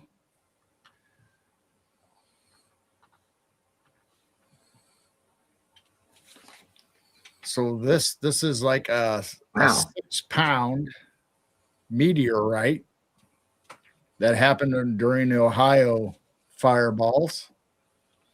But look at the colors on that. Yeah, I was gonna say it looks like abalone. So they Wow. say meteorites are real expensive. So can you imagine how much a 6-pound meteorite would be with that Wow. color?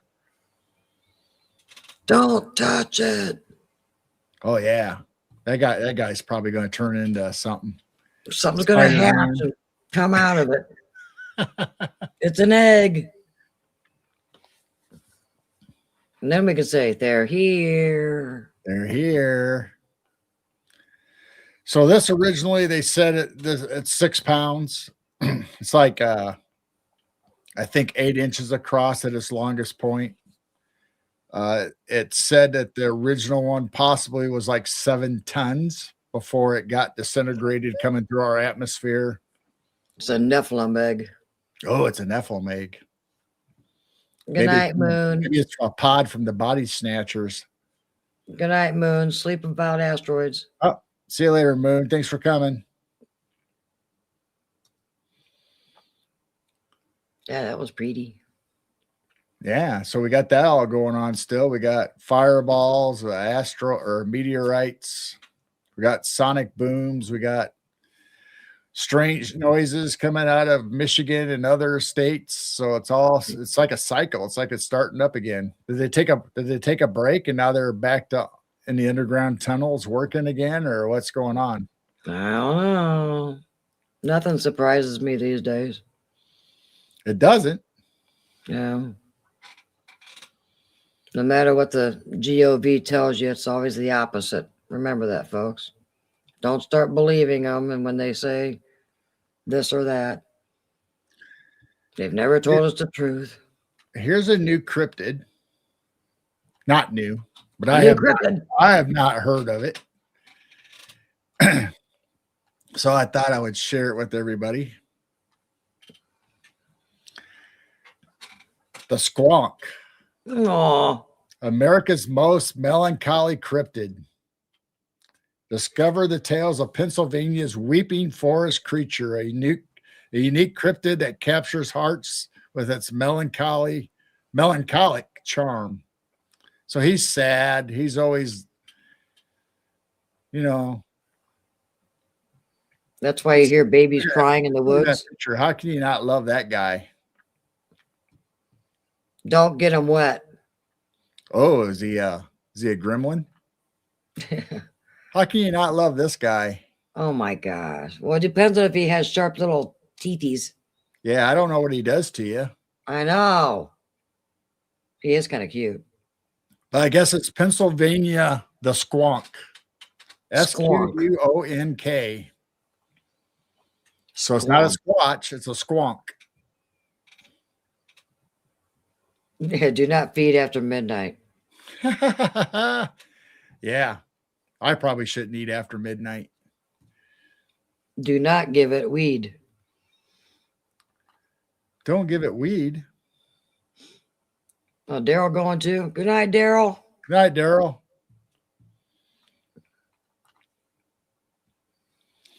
So let's see. I tried to put everything in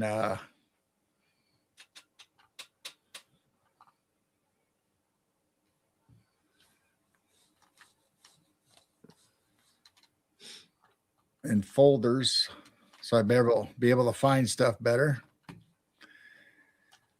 So we were talking Illinois history with Carl on our last show on Sunday.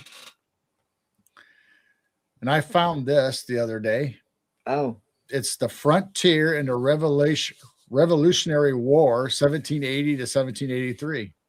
As you can see, there's Lake Michigan. So here's a Sauk village, which would be an Indian village. So you got your teepees there, right above Illinois.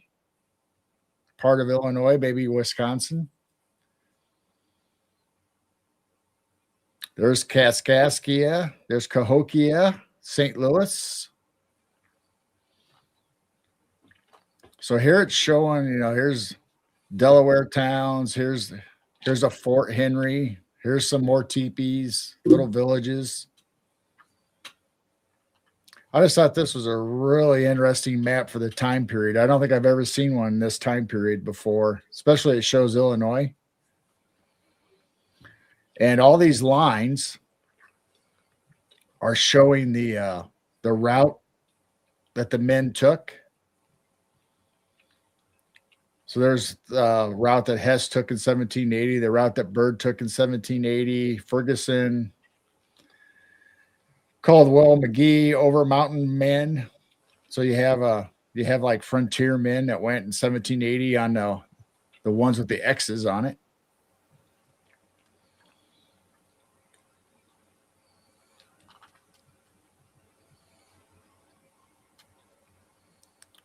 So I just thought that was really interesting. Shows Michigan, maybe a little bit of Wisconsin, Illinois.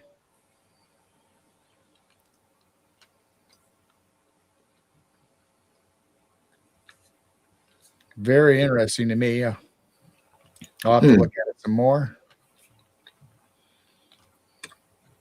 Good old map. Yeah.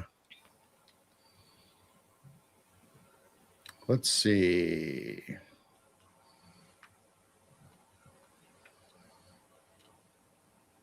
Somewhere.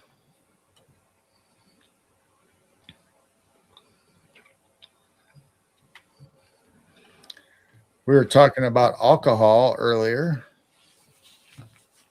I should have brought this up then, I guess. Here's an old whiskey spirit bottle, Rocky Glen, that was produced and distilled in Peoria, Illinois. Oh, my. So this probably would have been the 20s, 30s again. Wow. Blended and bottled by SV Liquor Company, Peoria, Illinois. So That's here on the bottle, and we had breweries and all kinds of stuff in Peoria. So here it says the whiskey center of the world from Peoria, Illinois. Whiskey center of the world. Whiskey center of the world.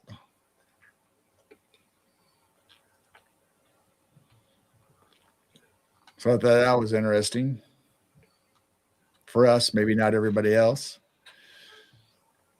Yeah, I remember crossing the bridge when I was a kid and smelling that brewery, and we all go, "Yeah, that stinks." It did that. Yeah, that barley and hops and the yeast, man. That was there was even after it was closed down for many, many years, you could still smell it. I don't know if you can smell it. It's been a long time since I've been over there, but I think you probably still could smell it if the winds were just right today, probably even. But man, it was strong crossing some of those bridges down there.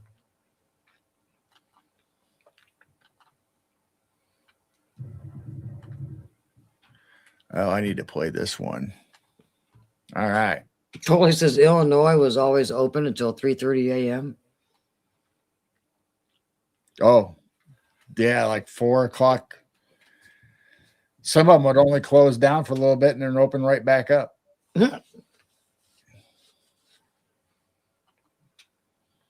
Let's see. I got to find this. Yeah, she said the bars. Yep. There's still a lot of them that are open up till 4 a.m. But this is called a rainbow fire. Wow.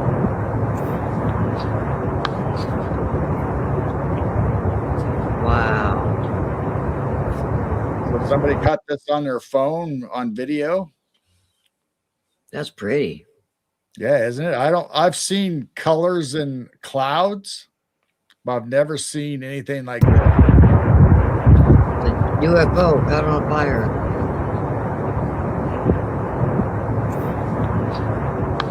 Wow.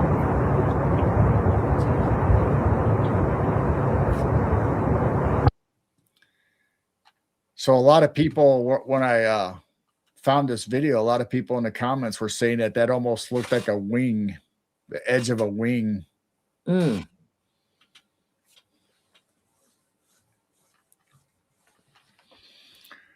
All right, I got a couple other sky events. We can show some sky events coming up. We just had the blue moon. Yeah, dwarf stripping. Wow. So here in the June, we have, I believe it's Venus and Saturn.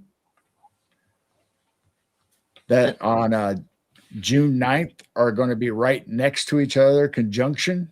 Wow. So it should look like one bright star, even though they're planets. Should look like one giant bright star on the night of June 9th. So you can go out. It's been happening since June 3rd. So you can go out there tonight and start seeing them getting closer and closer and closer until they're 0.1 degree off of each other. In the western sky, I take it, because I'm seeing something really bright over there. It is in a western sky. All right. So that's what I've been seeing on the cameras. And you'll see, depend on where the moon's at, you might see the moon in conjunction with them also. Wow. A lot of alignments here the last couple of years. Isn't that weird? Yeah. A lot of different alignments.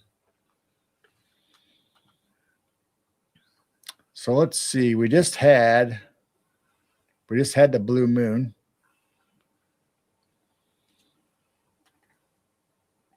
Blue moon. So I guess let's see.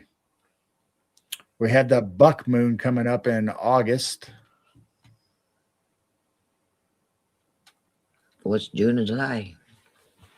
Well, hang on. I'm getting there. June was the blue moon.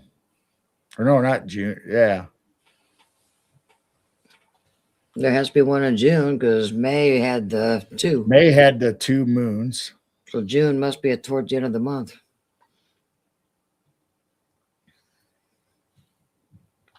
All right, let me find it. I'm sure I got one somewhere.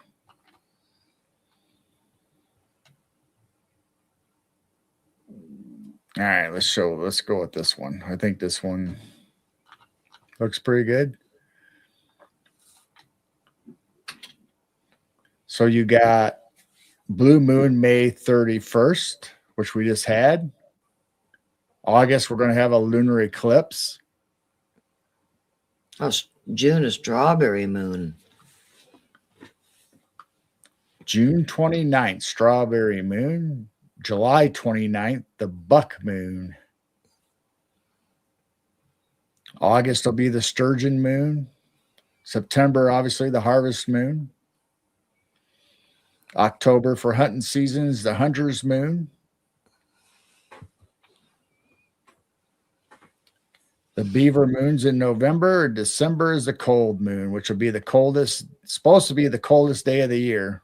But I don't know if I always agree with that. But So we have the strawberry moon to look forward to and the buck moon in July coming up, which July will be here before you know it. Starting to hear some fireworks go off.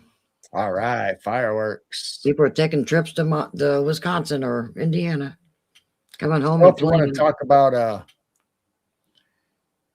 your lunar calendar, 13 full moons this year.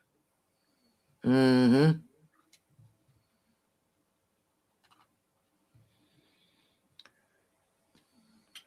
Let's see, what else do we got?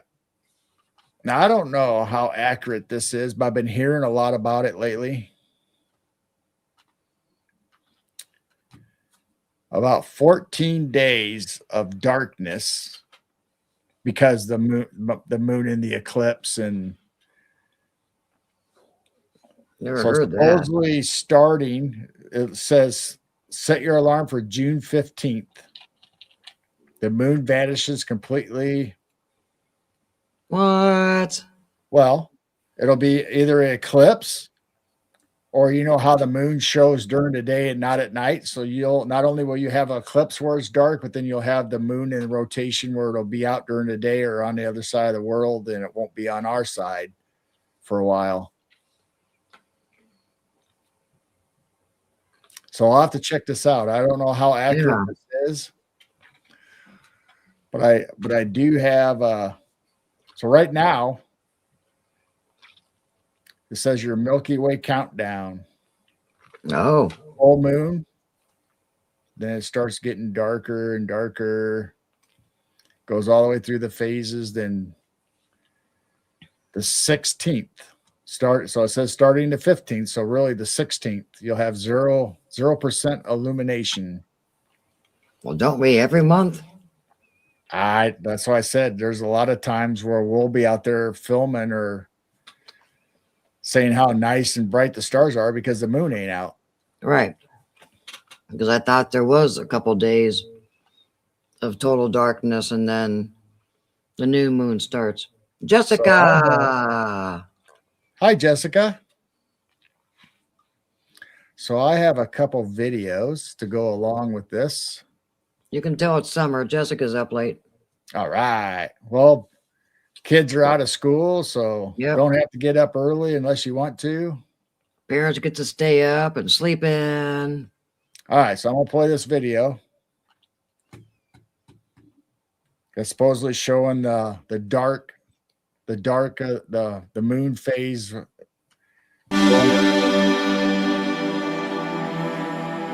Oh.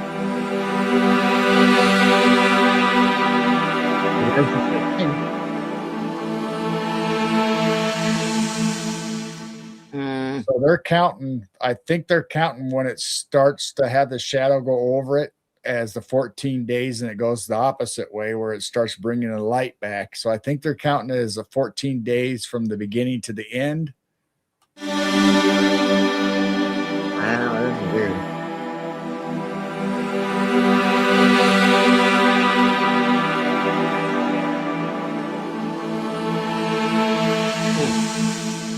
I know. I always thought there was a couple days of total darkness. Who knows? I don't know. Roger, welcome in. Hey, Roger.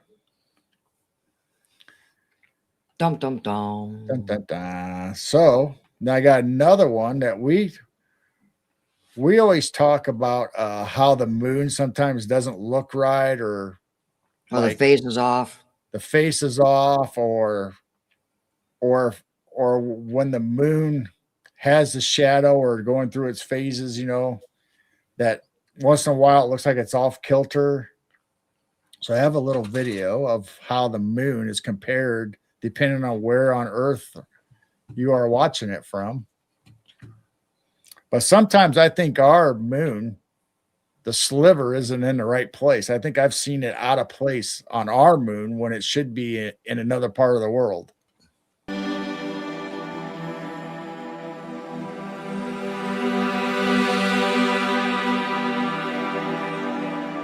Oh, wow.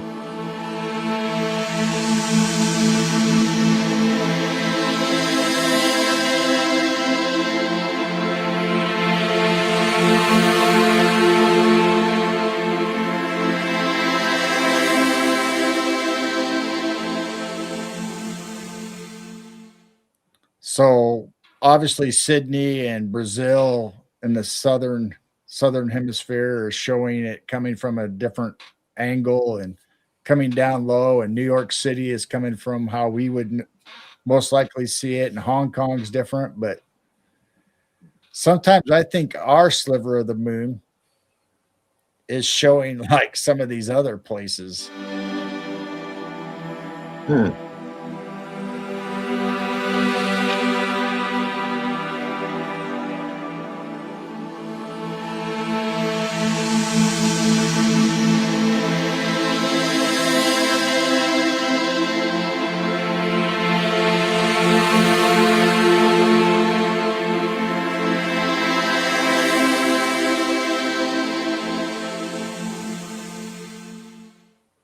Who is this based out of? NASA or who?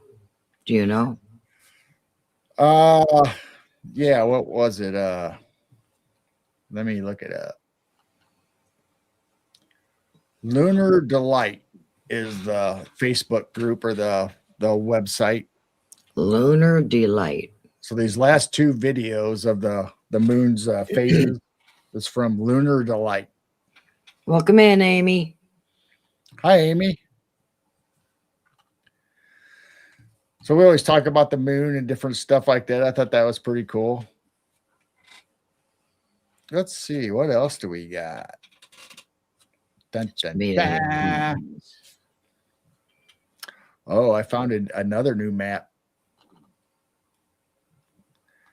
Now, I don't know how accurate or who made this map.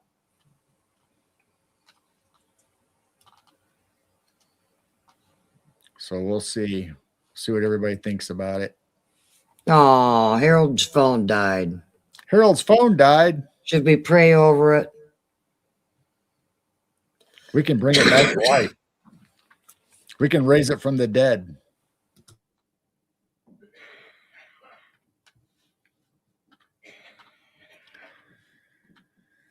So this map popped up in conjunction with one of the missing scientists. And this is supposedly a map of tunnels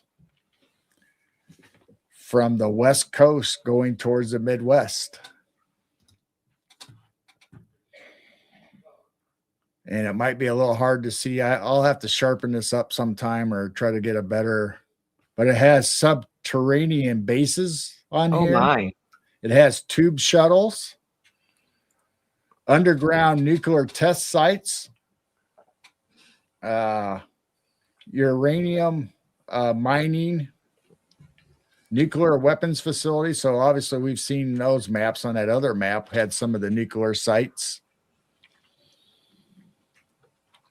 So all these circles are supposed to be underground subterranean bases. So depending on where you live, and then you have tunnels that go from all these bases.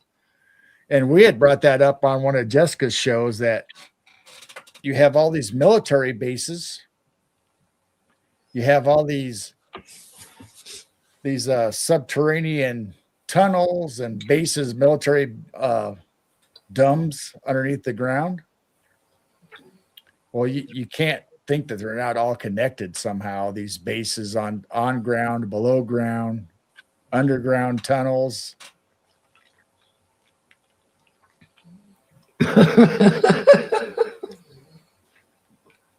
Oh, the Big Dipper. They could be, maybe they're based on a constellation. Oh.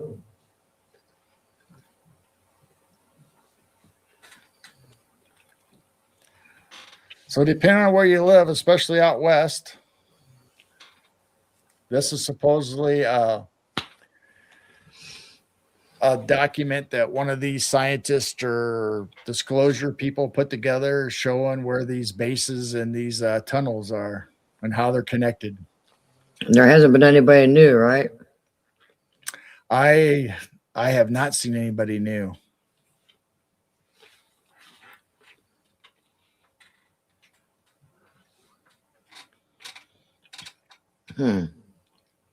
Dwarf was just talking about one the other day on his show.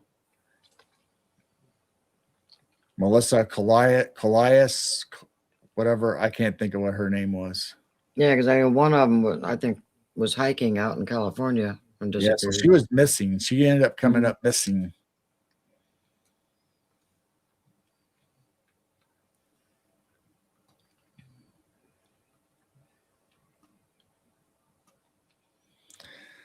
So you guys can screen capture this, or I'm Yeah. sure if you look online, you'll be able to find this because there's Dulce, Los Alamos. I mean, there's just all kinds of names on here, and it makes sense. It really does. I mean, if you start looking at this, you would think that maybe there is a tunnel or a base coming. And we all know what this area is. You see the number right there? Mhm. You ever find out more on that day that there was tons of little earthquakes or whatever? No, Oh, I just have that one not. day, So huh? it's really strange that they've had Huh. a fire. They've had fires at Area 51. They've had earthquakes at Area 51. They're getting rid of evidence. And then right here, it makes sense. We talk about how do they transport the stuff that they do have back and forth? Well, there's underground tunnels going from 51 to Dulce. There's going into Railway. California. I mean, you can go anywhere on this map from one area and hit a conjunction or a junction and end up going to Texas and out here in Oklahoma, Wyoming. I mean, you can just get about anywhere you want. And I'm sure the Midwest has tunnels. I'm sure the East Coast has tunnels. I have never seen a map like this for those areas.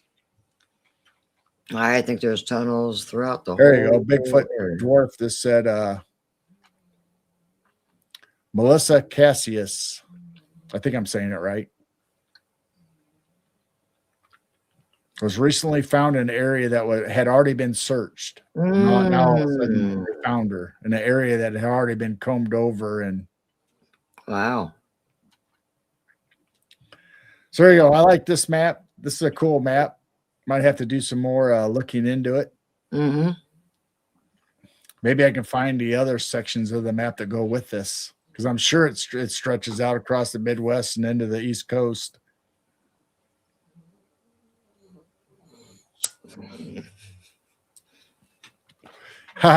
That's funny, Lori.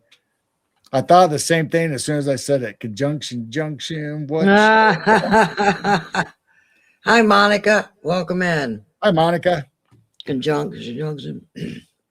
They have some catchy little tunes with those. You can still find them all online. They're everywhere on YouTube and TikTok. All the little segments of the Bill on Capitol Hill and Schoolhouse Rock. They made you learn. I mean, they don't teach them all these little tricks and stuff anymore. oh, I got some new pictures of grainy photos turned into 4K. Oh. If you guys want to check those out. Oh, what is it? 12 o'clock? We've been on for 2 hours already? Yeah. Wow. 2 hours go by. Wow.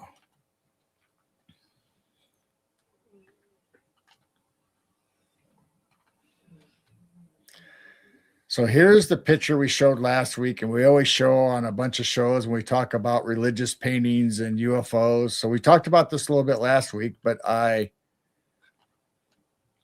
we showed this guy, but I'd left this guy out. Oh. So he's over here in this corner up here. And the other guy is over here in this corner. Whoops. Over here in this corner. So we got 2 star-looking ships with people in them. And I showed this guy last week what he supposedly looked like if he was real life person. Supposedly this was what he would be looking like. So then I found this picture, just happened to find it the other day, of his companion in the mural. And they say this is what it looks like a fireball with flame Oh, coming off of it, and almost like a godlike wow. person inside of it. So once again, I'm not saying this is exactly what this is. This is just what AI or the people's thing, but look at the picture. Amy wants to know, what museum is this painting found? Is it in a museum? It's in a cathedral. In It's a in cathedral. church. I'd have to look up the name of it. I have it written down. When we do shows and we talk about these things, I always have it written down. But when I brought these up, I've been finding these AI recreations of all these pictures, and I haven't kept track of where or what they are, but we've had them in previous shows, so I'll have to look it up. So here's a picture that Robin and Dwarf and everybody should recognize, and a lot of people in our UFO community should recognize. This is the newspaper photo that they printed for the Battle of LA. Oh, yeah. So during the war, supposedly they had a military battle when they were protecting the coastline, and they were said UFOs came in, and that's what they were fighting. Why does LA get all the excitement? I know LA has all kinds of excitement, cougars and car chases, and Yeah. all kinds of stuff going on. Lizards living underneath the city. So I don't know if I totally agree with this, but this is like if this was a real life, what that photo was showing. So you got the search beams going on, you got all kinds of orbs and objects flying around the spaceship, and then you have obviously the military, and they're trying to shoot at all this stuff. They say they hit it. So who knows? Where did it end up? Were they able to fly away? Were they able to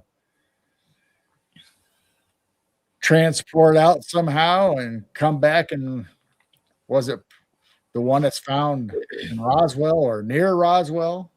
Who knows? Dwarf says the battle is still on. The battle is still a battle for LA. That's what I'm seeing every day. And I got to battle wild animals.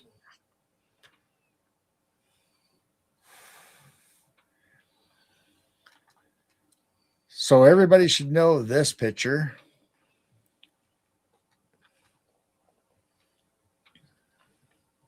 This is good old Nessie, one of the original pictures, first picture ever taken of Nessie. Good old Nessie. Nessie. So this is if it was a real life animal. This is what AI is saying it's getting out of that picture. Now, we showed a picture for Creepy Acres. Does that look like an anaconda head? Kinda. Like a big giant snake head?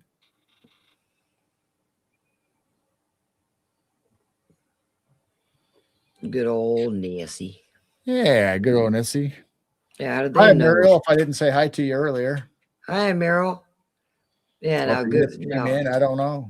Could it be a snake, or are they making it out to having a big body? How do they know? Well, it's got like a dinosaur, what we consider a dinosaur neck. But if the head was just sticking out of the water, maybe that cryptid report was just showing it like a giant snake because they didn't see the rest of the body. But we all know Nessie has this big elongated body with flipper fins, and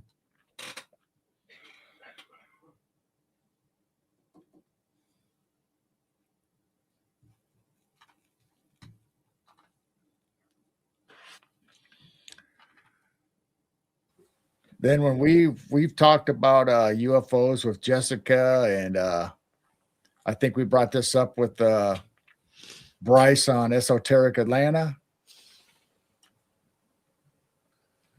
This is an ancient transcript on rice paper of a woman and a UFO. Everybody should recognize this picture if they've ever studied UFOs or. I've seen that. Yeah, it's pretty famous. Everybody brings it up. Ancient Aliens brings it up all the time.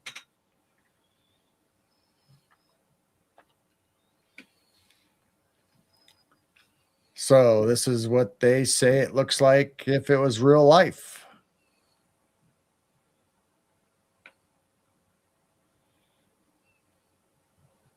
I think that's a pretty good rendition of what was drawn here. Yeah.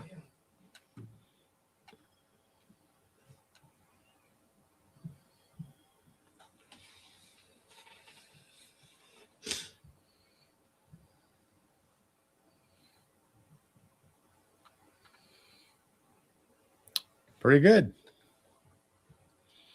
So I think I don't have a picture for this one, a before picture. I thought I had one, but we've talked about it. Jessica's talked about it with Barry on her show.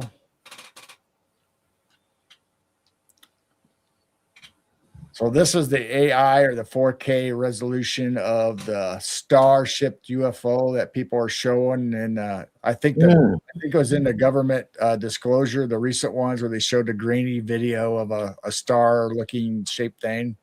So this is supposedly the 4K, what it would look like. And Barry brought it up, and I brought it up in chat that it looks exactly like the starship in the Superman movie. When out of the north, the star fort or the snow fortress, that crystal-looking ship comes out, and it looks exactly like this, only it was made out of ice or crystal. But it looks just like this. So if you go and find a clip of the Superman movie, check out this compared to what they show in the movie. CIA logo. Oh. CIA logo. We brought that. I think that was brought up on Jessica's show too. That CIA logo. The Hoover Dam logo. Almost every place you have looks like it has a star-shaped compass looking thing monogrammed or in tile on their floor. Yeah, I've been kind of looking into some of the logos and what they could be meaning. Interesting. Yeah, and that crazy star on certain floors. Yeah. Hidden meanings. All right, let's see. What else do we got? Yes, I see you're awake. Oh, the doggy waking up? You done snoring?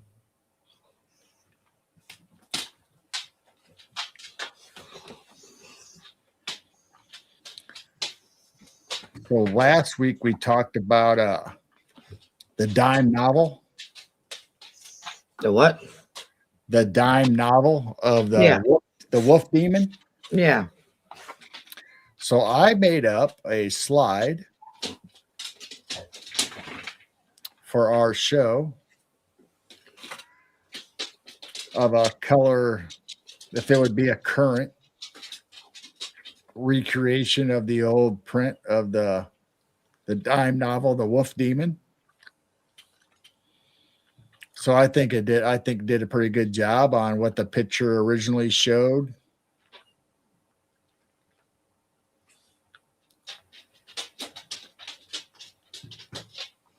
Compared to, come here, people want to see you. Compared to this guy. So I took it and had AI color it and make it more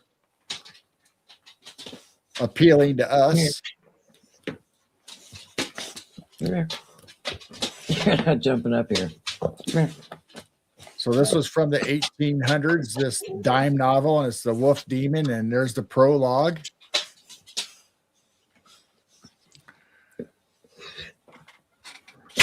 So you can find this and download it. We talked about it last week, and this was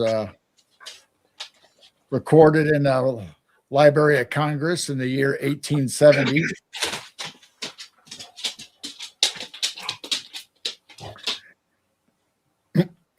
Hearing a tip tap. I gotta put her out. All right. Well, I'm going to play. I put together a little presentation of the very beginning of the book.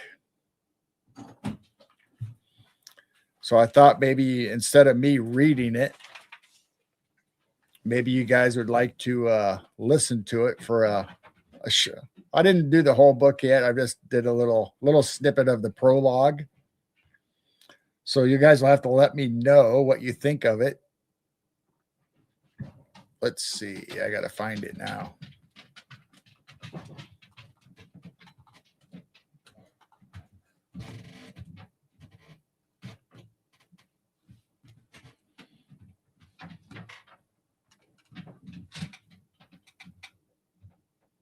The Wolf Demon, the prologue, in the glade and by the moonlight.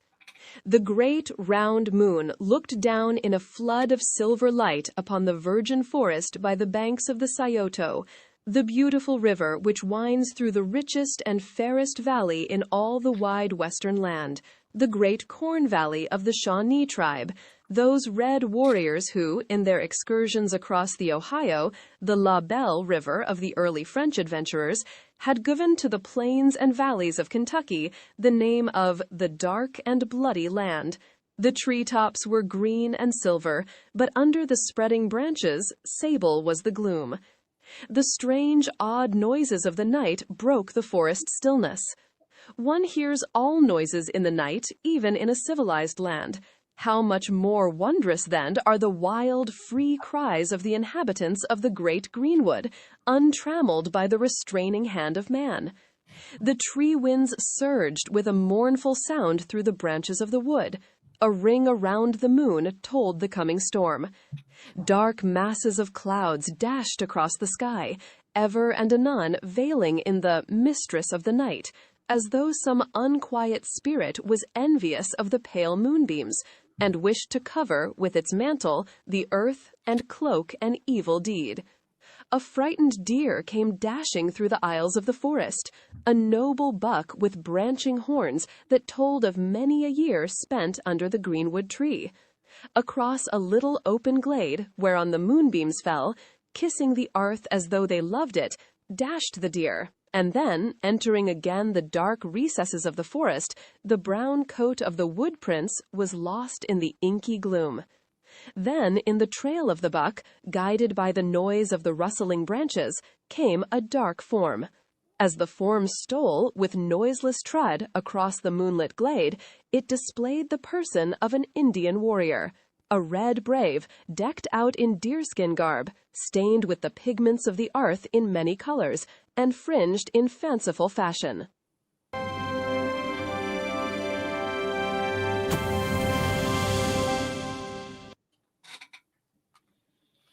So there you go. That's an AI voice that I found to do it. I don't know if you guys like the women's voice, a man's voice, or I don't think you want to hear me read it, or I don't even know if you're even interested in hearing the whole story. But you can find it online and read it for yourself if you'd like. So that was my attempt at a little short video of the prologue. Very good.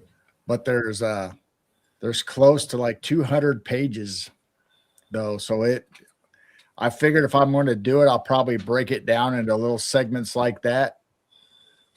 So we don't have to sit here and listen for 2 hours of the wolf demon. We could have like little chapters or little sneak peeks of it.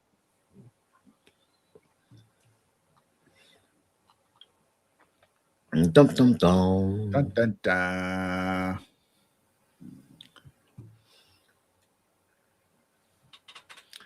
So let's see. What haven't we talked about yet?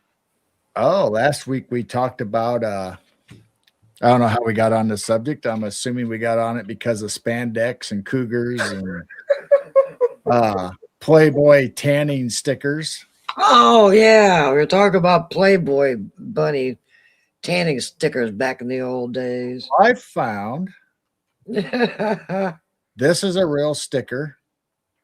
You can get the heart outline, not just the Playboy bunny, but you can get, there's star shapes, there's heart shapes. So this was my idea of making a Bigfoot sticker for tanning. I don't know if anybody still does tanning or uses stickers or anything. I'm assuming people still do. I'm assuming they still sell them. Let's start a new trend. We could have a cryptid line. But then I saw this after I made it, and I thought, you know what? I'd rather see Bigfoot in the dark of the tan and the outline be your natural skin color. So I like this one better than the other one. I like that one better. Let's start a new trend. So if anybody wants some tanning stickers, we might have to make some Bigfoot ones and some Dogman ones, maybe a Mothman one. I don't know. Move over, buddy. Bigfoot arrived. Bigfoot tramp stamp. Bigfoot tramp stamp. Well, we didn't talk about tramp stamps last week, but I'm sure we could probably have somebody do that. Oh, poor Bigfoot. So if anybody wants to get a Bigfoot tanning sticker, I'm sure we can get that done.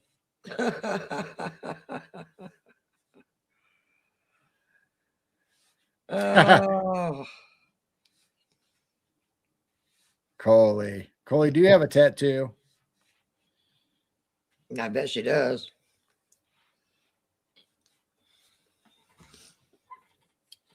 So there you go. We were talking about this last week, and I decided to go ahead and make an image for what our Bigfoot tanning sticker may look like.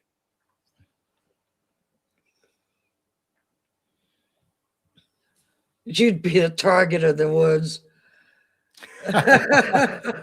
You just have to show them. You just have to lift up your sleeve and show, hey. Yeah, we're brothers. We're brothers.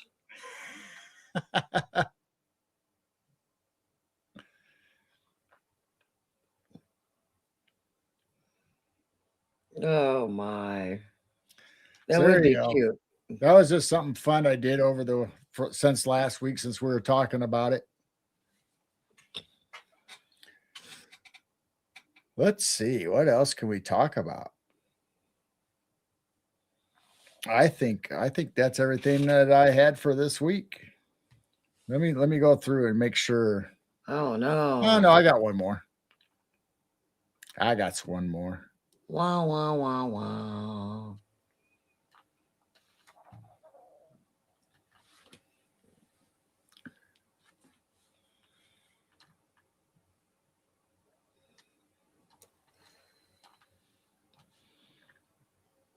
Let me see if I can. There we go. So when we were on Jessica's show, we were talking about Lake Michigan, and she brought up some other lake monsters, and I brought up the fact that we actually have a river monster. Let me take this down real quick, just for this a little bit. So I made up this little picture diagram of Midwest lake, and it does include our river monster.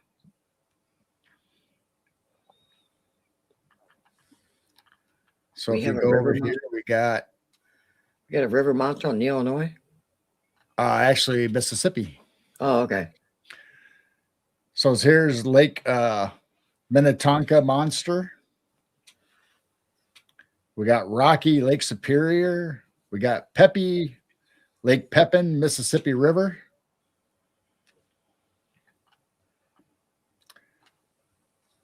Bosho,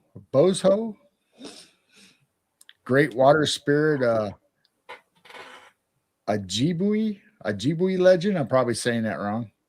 Jenny Lake Wingra, Madison, Wisconsin.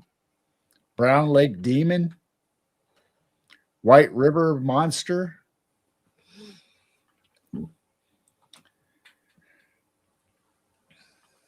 Lake Winnebago Water Monster. Oh, it says serpent or sturgeon-like beast. So here's the Mississippi River Serpent Quad City. So it's over by the Quad Cities, and they say there's a monster in the river. Now, I've heard people say that there's one in the Illinois River also, but I've never seen one or anything that looks like it. I've seen a lot of big snakes and some big fishes, but nothing that would be considered a big serpent or a like a lake monster size. It makes you wonder if it came out of that underground facility that Jessica was talking about. That the guy saw the Blummy in the Quad Cities underground facility. Maybe it was. Maybe it was one of their right. So if he saw a Blummy over there, who knows what kind of creatures they let loose in the Mississippi River. Yeah, it's in Davenport. Then Jessica brought up the water panther. So this one's actually Ohio. I can't remember where she was talking about the one that she was the Black Panther that was the cryptid of the water.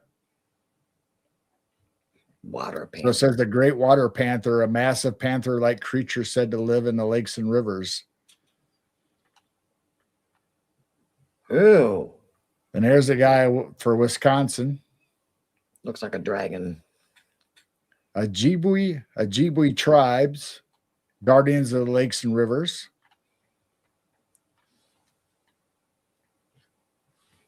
So here's the one that's in the Great Lakes. It's supposed to be our version of Nessie. I'm sorry, Nessie. Oh, Coley probably lives close to that cloning facility. That cloning facility. Yep. And it was Arkeem that it was a couple of years ago actually. It was Arkeem Raw that said he was there and he saw Blummy there. So here's the same kind of Black Panther. It says that gigantic underwater panther spirit. So this is Indian lore that would surface and pull people and canoes under.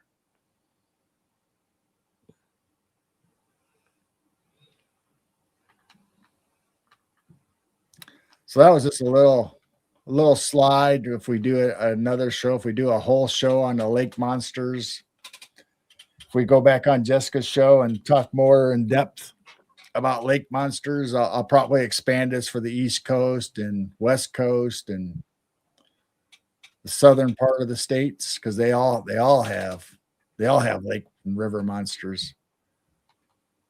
Creepy.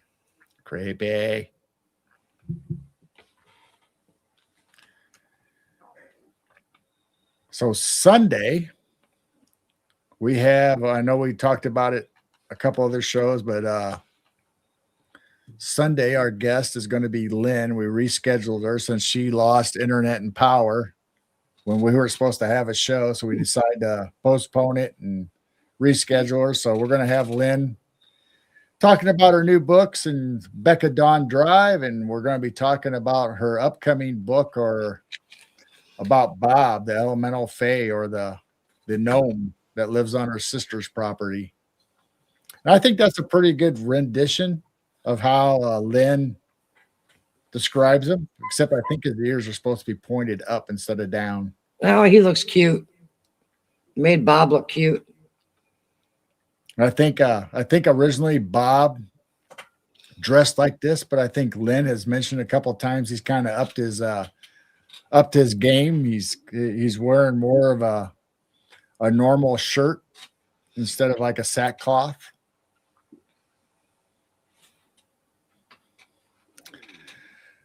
So there's Lynn, and she'll be coming on as long as something else don't happen between now and Sunday.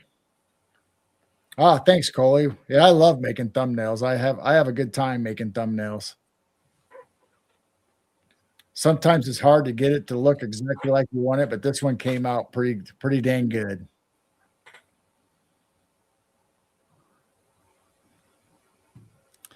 So Good look old for Bob. Sunday at 7 p.m. Central with Lynn Monet, and we'll be talking about her new books. It does look like Dobie, doesn't it, Bigfoot?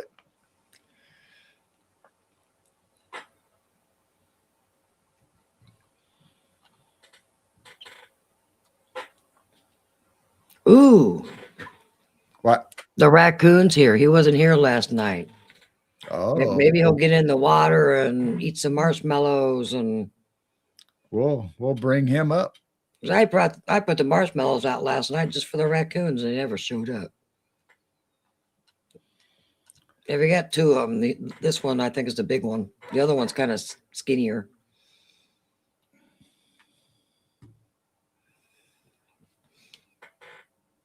Oh boy, sticky marshmallows. Oh boy.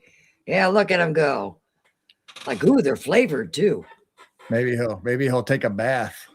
They even gave me the colored marshmallows. Cool.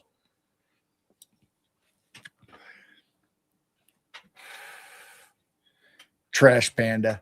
Reminds me of Rocket. Reminds me of Rocket. Yeah, it's Rocket.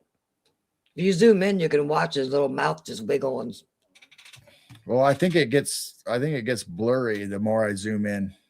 oh yeah. Well, I can always do it manually and make it look better. Let me do it.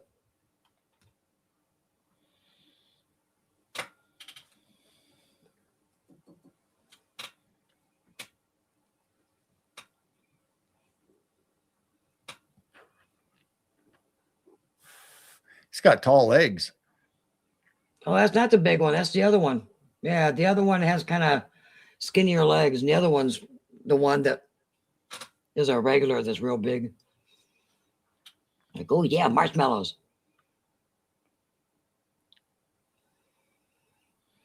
Yeah, he's gonna have to wash his hands in one of the water pans. Yeah, he's gonna be all sticky. That is one thing that's weird about raccoons that they wash their food and they wash their paws. Here we go. He's gonna take. There he goes. He's gonna take a bath. I think he likes that bigger pan. He's probably gonna get all 4 feet in it. I wish he'd turn around so we can watch him wash. Yeah, go drop a marshmallow. He's playing with something in there. He's putting something in it. Yeah, go drop a marshmallow. Oh, there he is. He's getting in it. Oh, he's trying to drag one in there. Look at. Ah, there it goes. He was dropping potato chips the other night. It was hilarious. Wait until it gets soggy. Oh, gotta grab that one. Yeah, where are the rest of the s'more fixins? Oh, I hate to see what they look like, a chocolate all over their face. Mm. He's looking for more marshmallows or something. Oh, he found a cracker or something. Oh, he's washing it up. That's so funny. Well, I'm definitely going to have to put more water in and clean the pans out tomorrow.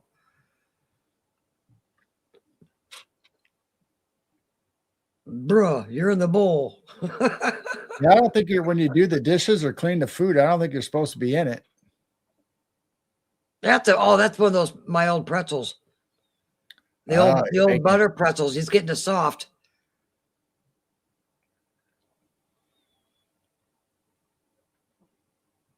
Good night, Robin. Night, Robin. She said she'll be watching from the TV.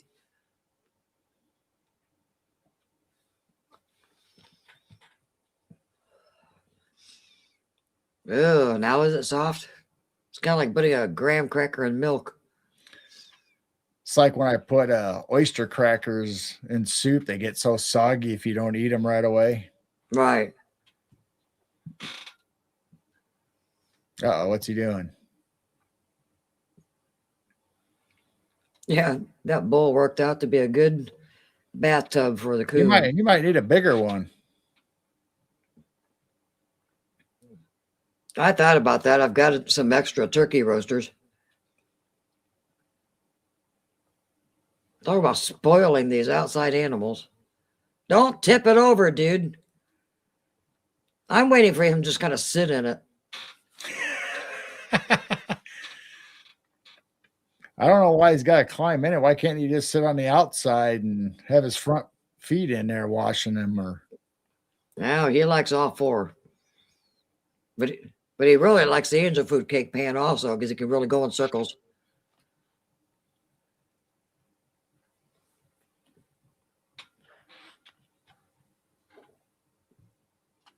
He just dropped something else in the water. Like, what else can I find? Oh my goodness.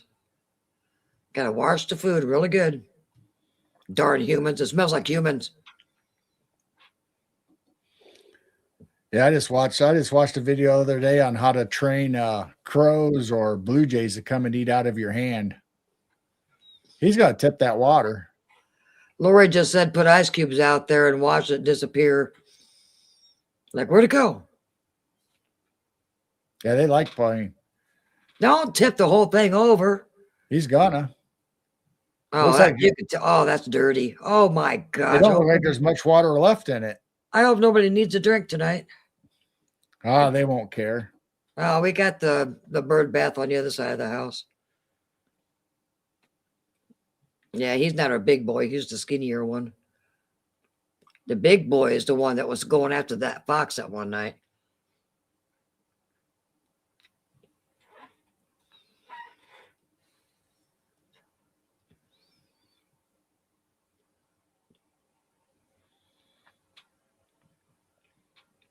Hey, don't forget the marshmallows.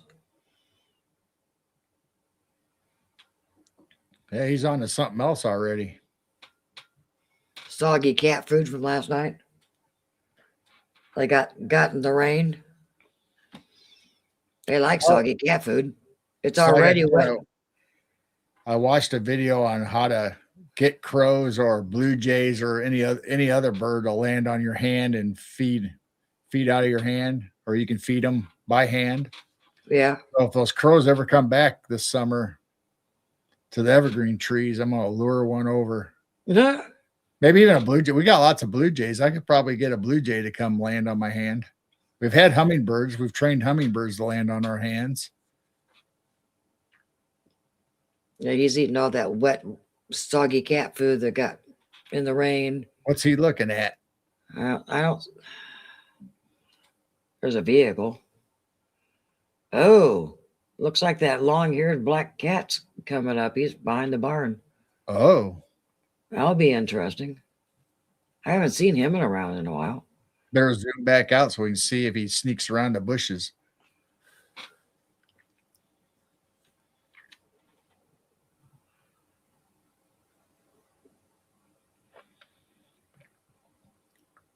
I'll have to load some of those old videos up of us having hummingbirds sitting on our hands while they're drinking. And Yeah. Wow, that was quite a few years ago. My yeah, goodness. I'll have to find them on the old computer and bring them to the new one here, and so we can show them. We still had kids living here.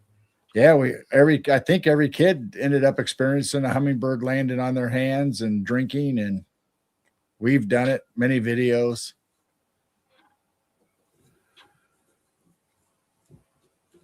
All right. Did you keep on going? I don't see him in the second driveway yet. I think I still got a couple pictures of the hummingbirds that you've saved. Where you going?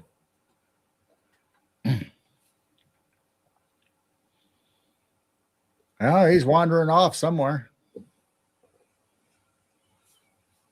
Oh, you're going to go up our tree? Well, maybe the cat's scaring him. Maybe something's coming. Oops. Too far. Yeah, he's going up in the tree. Yeah, he's going up our tree. Something must be coming that he don't want to be around. Go back to the bowl and see if anything shows up.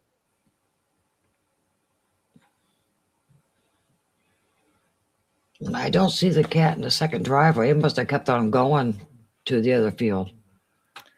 Well, something freaked him out. Oh, Maybe he needs a nap. Maybe Bigfoot scared him. Well, shoot. Don't He looked like don't. he was looks like he was staring out by the road, not the driveway. I don't see anything on the front porch cam. Oh well. Well, he's gone. Thank you for the entertainment. So anyway, I was talking about, I think I still have pictures of you when you saved the hummingbird, Mm-hmm. cleaned off its wings, and the one was stuck in the screen. The other one was a spider web or something. Yeah. Yeah, one was stuck in a spider web. The other one, his beak was stuck in the screen. So yeah, you can watch these cameras. The 24/7 usually is going all the time. So you see a live button on our channel. During the day, there's a bunch of birds. We got purple martins. You see the chickens and goats. And if it's clear, we do sky watch. I pretty much have the critter cam going all the time. Oh, right now we got the goat cam too. You can watch the goats sleep. Te- So it just amazes me. Sometimes people go, I didn't know you had a 24/7. So, yep. Yep. We try to have it going 24/7. Sometimes it's got to update or we get knocked off. But we bring it up as soon as we can. Yeah, I need to stop it and restart the stream here pretty soon. It's been up for a few weeks. You're welcome, Coley. I love wild animals. And we feed the deer in the wintertime. Yeah, the deer come up and we feed them, and I feed the chipmunks during the day. We got squirrels and chipmunks, and we feed them peanuts. I should have uploaded my squirrel pictures, but yeah, we got a squirrel. We used to train the squirrels. They'd come up and get cookies from us and peanuts. But these guys haven't been trained yet or anything. They get scared. They take off. Yeah, roosters that crow at midnight. No, the roosters crow all the time. Yeah, we just feed the deer in the wintertime, and now they're on their own. And usually don't see them much in the spring, summer, and fall anyway. It's usually just wintertime when they stroll up. And we'll feed them corn through the winter. I think we're getting ready to end it anyway. I think that's all the stuff I had for tonight. Yeah. I don't think anybody, I don't know if anybody in chat said they want to hear more of the wolf demon, if that story, or you can download it yourself and read it. I don't know if you guys would actually want to sit and listen to the story itself a couple times during our shows on Fridays, but we could go through it, but like I said, it's 200 and some pages. Wow. So it'd take a while.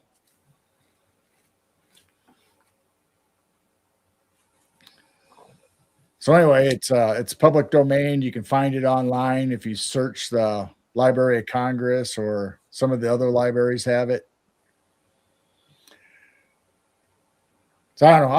I might do chapter 1, see how it goes, see if you guys like it, but I don't want to bore you guys with sitting here listening to some AI voice if you're not interested. But it does talk about a demon wolf, or a wolf demon. Well, if he had a little elf voice like our little GPS at one time. Yeah, that'd make it fun. I could probably find that voice. Thinking. Had a little reindeer instead of the car. We had a little reindeer going. The GPS had a little elf for the voice. Now nobody uses a regular GPS anymore. They always use their phone. Oh, they got their phones. The good old Garmin. Man, we used that quite a bit back in the day. Oh, here's my I'll show this real quick.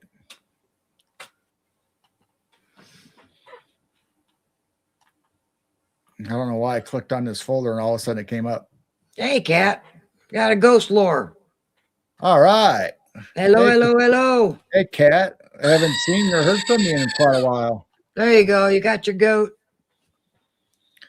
So when I worked at Braidwood, the nuclear power plant, I lived in Wilmington, Illinois, the next town over, and they had a restaurant that had one of these giants, these statues. This was called the Atomic Man, I believe is his name. I'll have to look. Man, And he stood right outside the restaurant there at the launching pad, is what the restaurant was called. is it like 15 feet tall? Oh yeah, he's Jeez. he's tall. It's just like the tire girls or the that you'd see in they're still in Peoria, Illinois, the tire girl at the Michelin tire guy place, and they're all over. They're all up and down Route 66. And this was in Wilmington, Illinois. And then while I was at the power plant, in my 20s, young guy,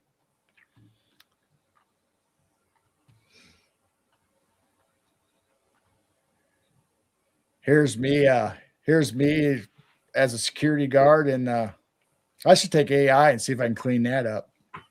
That So looks they like had what? It looks like a cartoon. Yeah, it's because it's bleached out. It was an old Polaroid camera. Huh.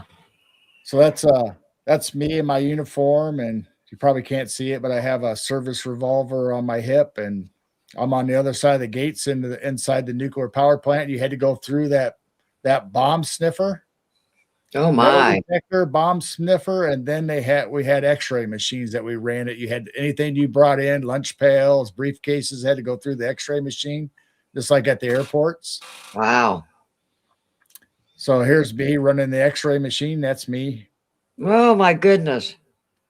I think I had a perm at the time, curly hair.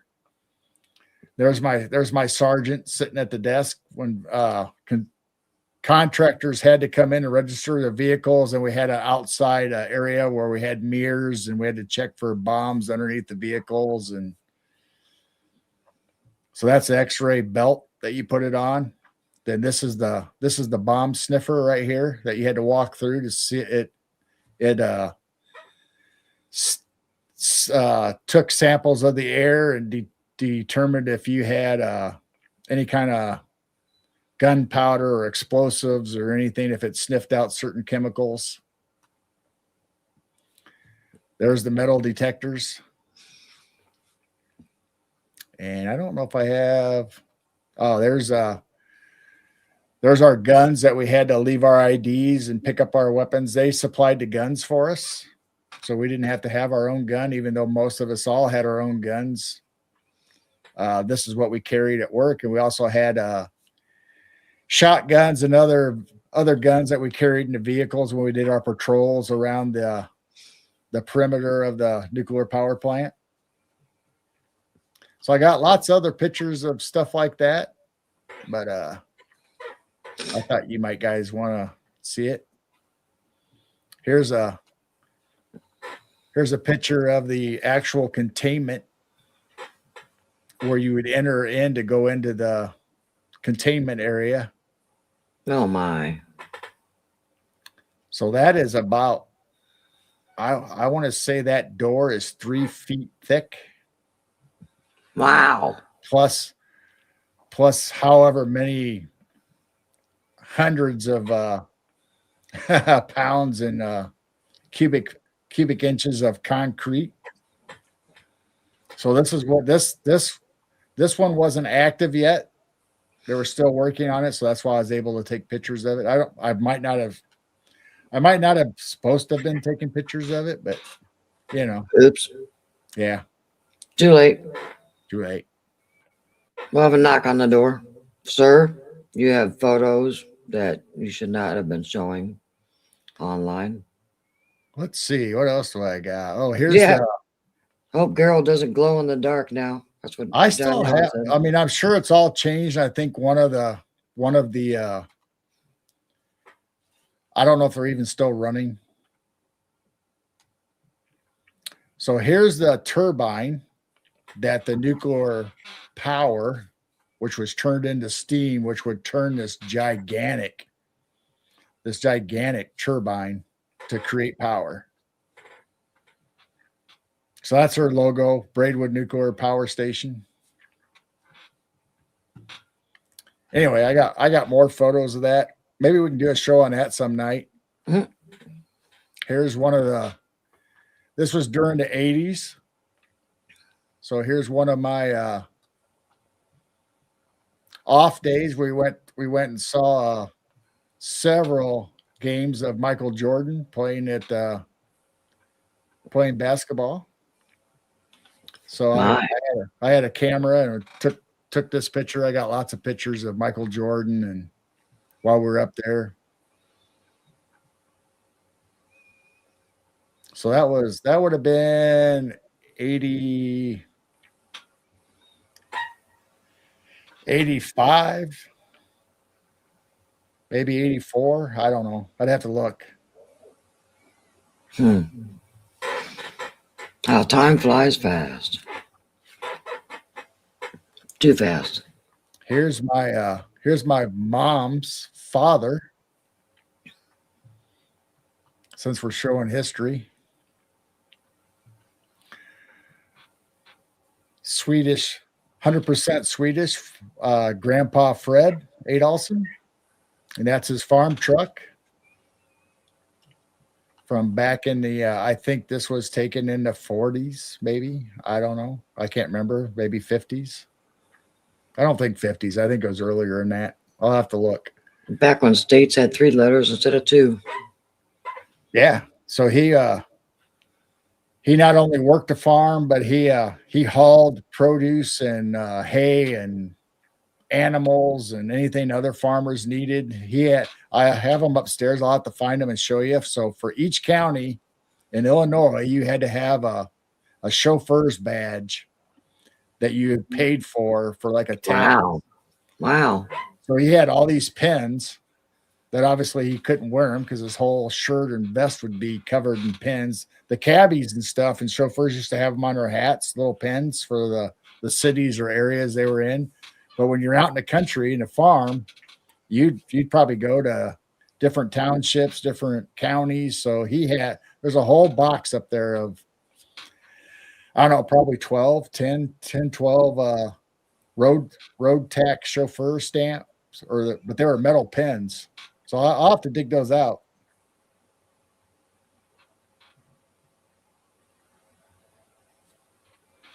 Yeah, Coley's not that far from us.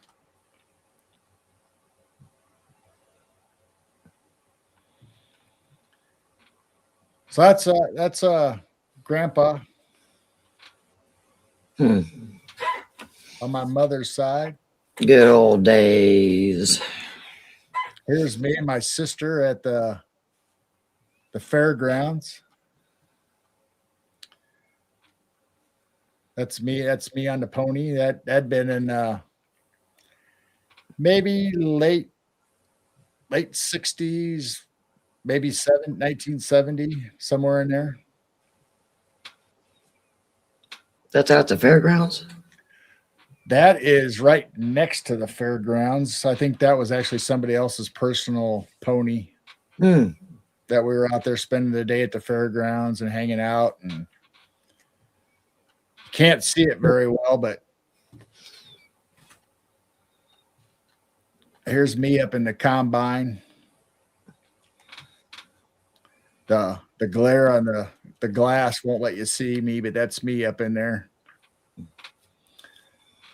Somewhere I'm pretty sure I got pictures of me on the elephant and a camel when they had the African zoo, when they brought several animals of a giraffe and elephant. You can ride on them.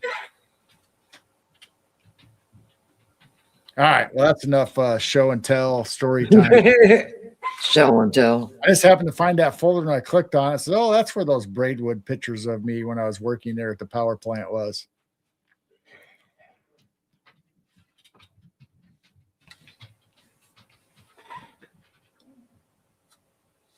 Dum, dum, dum. Dum, dum, dum. Well, everybody, it's great to see you guys all hanging out with us. Thank you.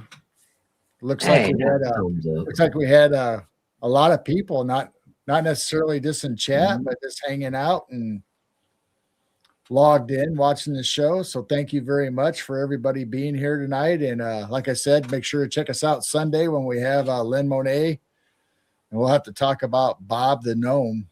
Bob. I'll tell you all about Bob the Gnome. Bob. and all the bizarre stuff that happened on Becca Drive, Come on. Becca Dawn Drive. Hey. Uh-oh. There. Oh. So anyway, we love you guys. Thank you for coming. We're from Central Illinois. Coley's from a state over from us. Take us about an hour, maybe an hour and a half.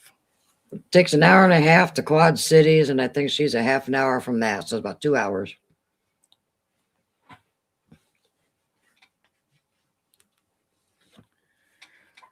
And then, Anyway, make sure you find us on Sunday and come join us for Lynn Monet, and then Friday night, unless we're on Jessica's show or somebody else's show during the week, will be Friday night. We'll be back on with the Night Owl Lounge, and I'm sure I'll find some more weird stuff. I hope you guys find it interesting. I know I do, but we're supposed to ask Lynn about when she captured Naked Ghost Man. Oh yeah, I got that picture. We've talked about him on other shows, and Naked Ghost Man, yeah. Oh my. Yep, I got somewhere in the archives here. I got those pictures that Lynn sent me. All right. Once again, thank you guys for being here. We love you. Had a great turnout tonight. Everybody in chat was having fun, it looks like, and yeah, we were having fun, and the animals cooperated a little bit outside. And I miss Cisco. I was hoping we'd be able to show you the Northern Lights pop up tonight, but I don't think we saw them. No. Sometimes it don't happen till 3 o'clock in the morning, so we're not quite there yet. That's when I took that video. It was like 3 or 4 in the morning, and I was still up getting ready to go to bed, and then they showed up. So, yeah, I miss Cisco. Yeah. All right. All right. So everybody, we love you. Thank you for coming. Keep looking up. And keep your vibrations high. We'll see you next time. Hope to catch you. Nope, not going to do it. Waiting for your hearts. Not going to do it. Wasn't going to do it. All right. Good night, everybody. Love you.